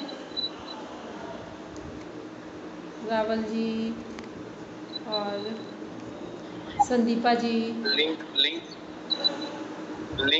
का पता, लिंक नहीं हो गई है। लेकिन शेयर तो किया था, नहीं गया था क्या? देखा नहीं था क्या रावल जी? नहीं, मैं व्हाट्सएप बहुत इतना सारा यूज अच्छा, कोई बात नहीं, ठीक है। आज हेमंत भैया किसी कारण से नहीं ले पाए इसमें अपने लिंक में, तो फिर हमने ली है क्लास, ठीक है। वो हैं हम लोग के बीच में जुड़े हुए हैं, लेकिन शायद वो किसी अभी बाहर है किसी काम से, इस वजह से फिर हमने अपना लिंक शेयर किया था। चलिए, आज हम लोग पढ़ रहे थे प्राणायाम के बारे में। रश्मि जी, एक चीज़ ध्यान रखेंगे, या हठ प्रदीपिका 3 बुक्स के अकॉर्डिंग हमने प्राणायाम देखे। पहले हमने बात की थी योग दर्शन, फिर हठ प्रदीपिका, फिर घेरन संहिता, ठीक। चलिए, अब हम लोग इनको समझते हैं। एक बार सब सीधे बैठेंगे। यहाँ पे 4 प्राणायाम दिए हुए हैं, बाह्य प्राणायाम, अभ्यंतर प्राणायाम। कौन बताएंगे कि बाह्य प्राणायाम क्या है? बोलेंगे मुनि जी। ओम बाह्य प्राणायाम है पूरा भरना और पूरा निकाल करके बाहरी रोकना सामर्थ्य के अनुसार। और इसमें हम मूल बंद भी लगा सकते हैं। एज के अकॉर्डिंग, रोग के अकॉर्डिंग और मौसम के अकॉर्डिंग प्राणायाम किया जाता है सामर्थ्य के अनुसार। मोस्टली जब हम श्वास को बाहर होल्ड करते हैं, बाहर निकाल के एक्सेल करके बाहर होल्ड करते हैं, तो ये जो बाह्य कुंभक है इसमें कौन सा बंद लगता है? उडियान बंद, ठीक है। अच्छा, जो उडियान बंद लगे, पेट अंदर की ओर जाए, क्योंकि जब आप श्वास को पूरा खाली कर देंगे तो पेट कैसा होगा? अंदर की ओर जाएगा, अंदर की ओर जाएगा। तो पेट अंदर की ओर जाएगा तो कौन सा बंद लग रहा है? उडियान, ठीक है। चलिए, तो ये हो गया बाह्य प्राणायाम। फिर अभ्यंतर प्राणायाम क्या हो गया? क्या होगा? अंदर भर के सांस को अंदर की तरफ रोकना। वेरी, जब हमने श्वास को इनहेल किया, भर लिया और रोक दिया अंदर ही, ठीक है। एब्डोमिनल ब्रीदिंग की और श्वास को होल्ड किया, रोक दिया, तो इसे क्या बोलेंगे? अभ्यंतर प्राणायाम। अभ्यंतर प्राणायाम। जब श्वास को इसमें डॉक्टर साहब तीनों बंद लग जाएंगे। हाँ, इसमें लगा सकते हैं, जालिंदर भी, उद्यान भी, इसमें तीनों बंद लगेंगे डॉक्टर साहब। एक चीज सब लोग ध्यान रखेंगे, लगाने को आप लगा सकते हैं, लेकिन तीनों बंद जब एक साथ लगते हैं तो किस स्थिति में अच्छे लगेंगे? सही तरीके से तीनों बंद किस स्थिति में लगेंगे? बाह्य कुंभक में या अंतर कुंभक में? अंदर बाह्य में तो उड़ान हो गया। नहीं, तीनों बंद यदि एक साथ लगाएंगे, फिर ध्यान से मेरी बात सुने, तीनों बंद एक साथ लगाने का मीन्स क्या हुआ? मूल बंद भी लगा हो, अंदर की ओर गुदाद्वार सिकोड़ा हो, उड़ियान बंद पेट भी अंदर की तरफ हो, पेट भी अंदर की तरफ और चिन भी लॉक हो। तो ये तीनों अवस्थाएं अगर तीनों बंद एक साथ लगेंगे तो आप ध्यान से देखिए, श्वास भरकर सही लगेंगे या श्वास निकाल कर? हाँ, ठीक है, वेरी गुड। ये बात सबको समझ में आ गई मेरी कि बाह्य कुंभक में हम तीनों बंद को अच्छे ढंग से लगा सकते हैं और अंतर कुंभक में 2 बंद सही लगेंगे, बाह्य जो हमारा उड़ियान बंद है वो प्रॉपर नहीं लगेगा, ठीक है। चलिए, तो बाह्य कुंभक और अभ्यंतर कुंभक का अर्थ सबको समझ में आया, ठीक। नेक्स्ट दोबारा बताएंगे डॉक्टर साहब, दोबारा बताएंगे अभ्यंतर के बारे में। बाह्य प्राणायाम के बारे में समझ में आ गया, अभ्यंतर के में? अभ्यंतर कुंभक में श्वास भरेंगे और होल्ड करेंगे, ये अभ्यंतर कुंभक हो गया। अभ्यंतर कुंभक में 2 बंध सही से लगते हैं, एक मूल बंध और एक जालंधर बंध। जालिंदर बंद, एक मूल बंद। ठीक है। उड़ियान बंद कब लगेगा? जब पेट खाली होगा, श्वास बाहर होगी, क्योंकि उड़ियान बंद तो तभी लगेगा जब पेट अंदर की तरफ होगा, और पेट अगर अंदर की तरफ होगा तो इट मीन श्वास बाहर होगी। ठीक है। चलिए अब आते हैं हम स्तंभ वृत्ति। स्तंभ वृत्ति का अर्थ है जो हमारे चक्र हैं इनमें से किसी भी एक जगह पर श्वास को होल्ड करना और वहीं पर ध्यानपूर्वक देखना। ठीक, स्तंभ मतलब होता है कि किसी एक जगह पर, या हम ये कह दें कि अपनी अवेयरनेस के साथ या अपने आप रुक जाए, तो अपने आप तो यहाँ विषय छिपी में चले, तो स्तंभ वृत्ति में स्वेच्छा के साथ चाहे हम बाहर रोक दें प्राण को, चाहे वो अंदर रोक दें, या किसी एक पॉइंट पर रोक दें, ये है स्तंभ वृत्ति। ठीक, अब आते हैं विषयाक्षेपी। विषयाक्षेपी बिल्कुल अलग है। ये क्या है? यहाँ पर नेचुरल वे में हमारा प्राण जितनी देर जहाँ ठहरना होगा वहाँ ठहर जाए। अब यहाँ हमें अभ्यास की आवश्यकता नहीं है। अभ्यास की आवश्यकता कहाँ तक थी? फर्स्ट में, सेकेंड में और थर्ड में। होता है ना, कई बार हम लोग जब शुरू करते हैं योग अभ्यास, मान लो हम अभी स्टार्ट करवा रहे हैं जब मॉर्निंग की क्लास में, अभी आपको कोशिश करनी पड़ती है, लेकिन जब आप फर्स्ट डे आए थे और अभी उसमें से अंतर हुआ है कि नहीं हुआ है? प्रैक्टिस में हुआ है। फर्स्ट डे आपको ऐसा लग रहा था बड़ा ध्यान से हमें करना पड़ रहा है। अब आप 15 मिनट बैठते हैं तो जो फर्स्ट डे 15 मिनट आप बैठे थे, उस बैठने में और आज के बैठने में दोनों में अंतर आ गया है। ठीक, तो ये क्या है? एक होता है शुरू में जब हम कुछ करते हैं तो उसके लिए प्रैक्टिस करते हैं, अभ्यास करते हैं, और बाद में वो सहज हो जाता है। तो जब कोई भी अभ्यास हमारे जीवन में सहज हो जाए, बिना किसी एफर्ट के हम उस प्रयास को कर लें, उस अभ्यास को कर लें, उसी का नाम है विषयाक्षेपी प्राणायाम। ठीक, कि मतलब हमें जहाँ हमें रोकना है, जहाँ हम जितनी देर तक होल्ड करना चाहें या होल्ड ना करना चाहें, जैसे हमारी बॉडी की नीड है उसी के अकॉर्डिंग हम प्राण को लेंगे और छोड़ेंगे और रोकेंगे। ये है विषयाक्षेपी। अब देखते हैं हम लोग हठ योग में प्राणायाम कुंभक जो नाम है इनको देखेंगे और थोड़ा सा एक ब्रीफ इंट्रोडक्शन इनका भी लेंगे। अब दूसरी इम्पॉर्टेंट बात ये थी, जैसे कल हमने आसन की एनाटॉमी, साइकोलॉजी, फिजियोलॉजी बताई थी, ऐसे ही आज हम लोग प्राणायाम के देखते हैं। यदि कोई व्यक्ति सही प्राणायाम कर रहा है तो आप उसकी फिजिकल बॉडी में क्या देखकर पता लगा सकते हैं कि ये प्राणायाम ठीक तरीके से कर रहा है?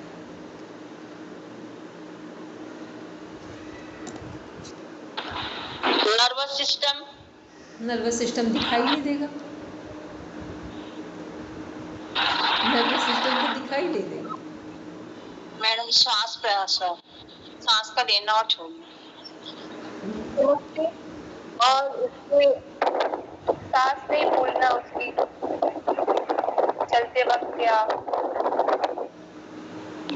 डॉक्टर साहब जब प्राणायाम गलत करते हैं, नाड़ी शोधन वगैरह, तो उन लोगों के सिर में दर्द रहता है, बीपी बढ़ा रहता है, तो वो बताते हैं कि हमें प्राणायाम से लाभ नहीं हो रहा, तो पता लग जाता है कि ये गलत कर रहे हैं।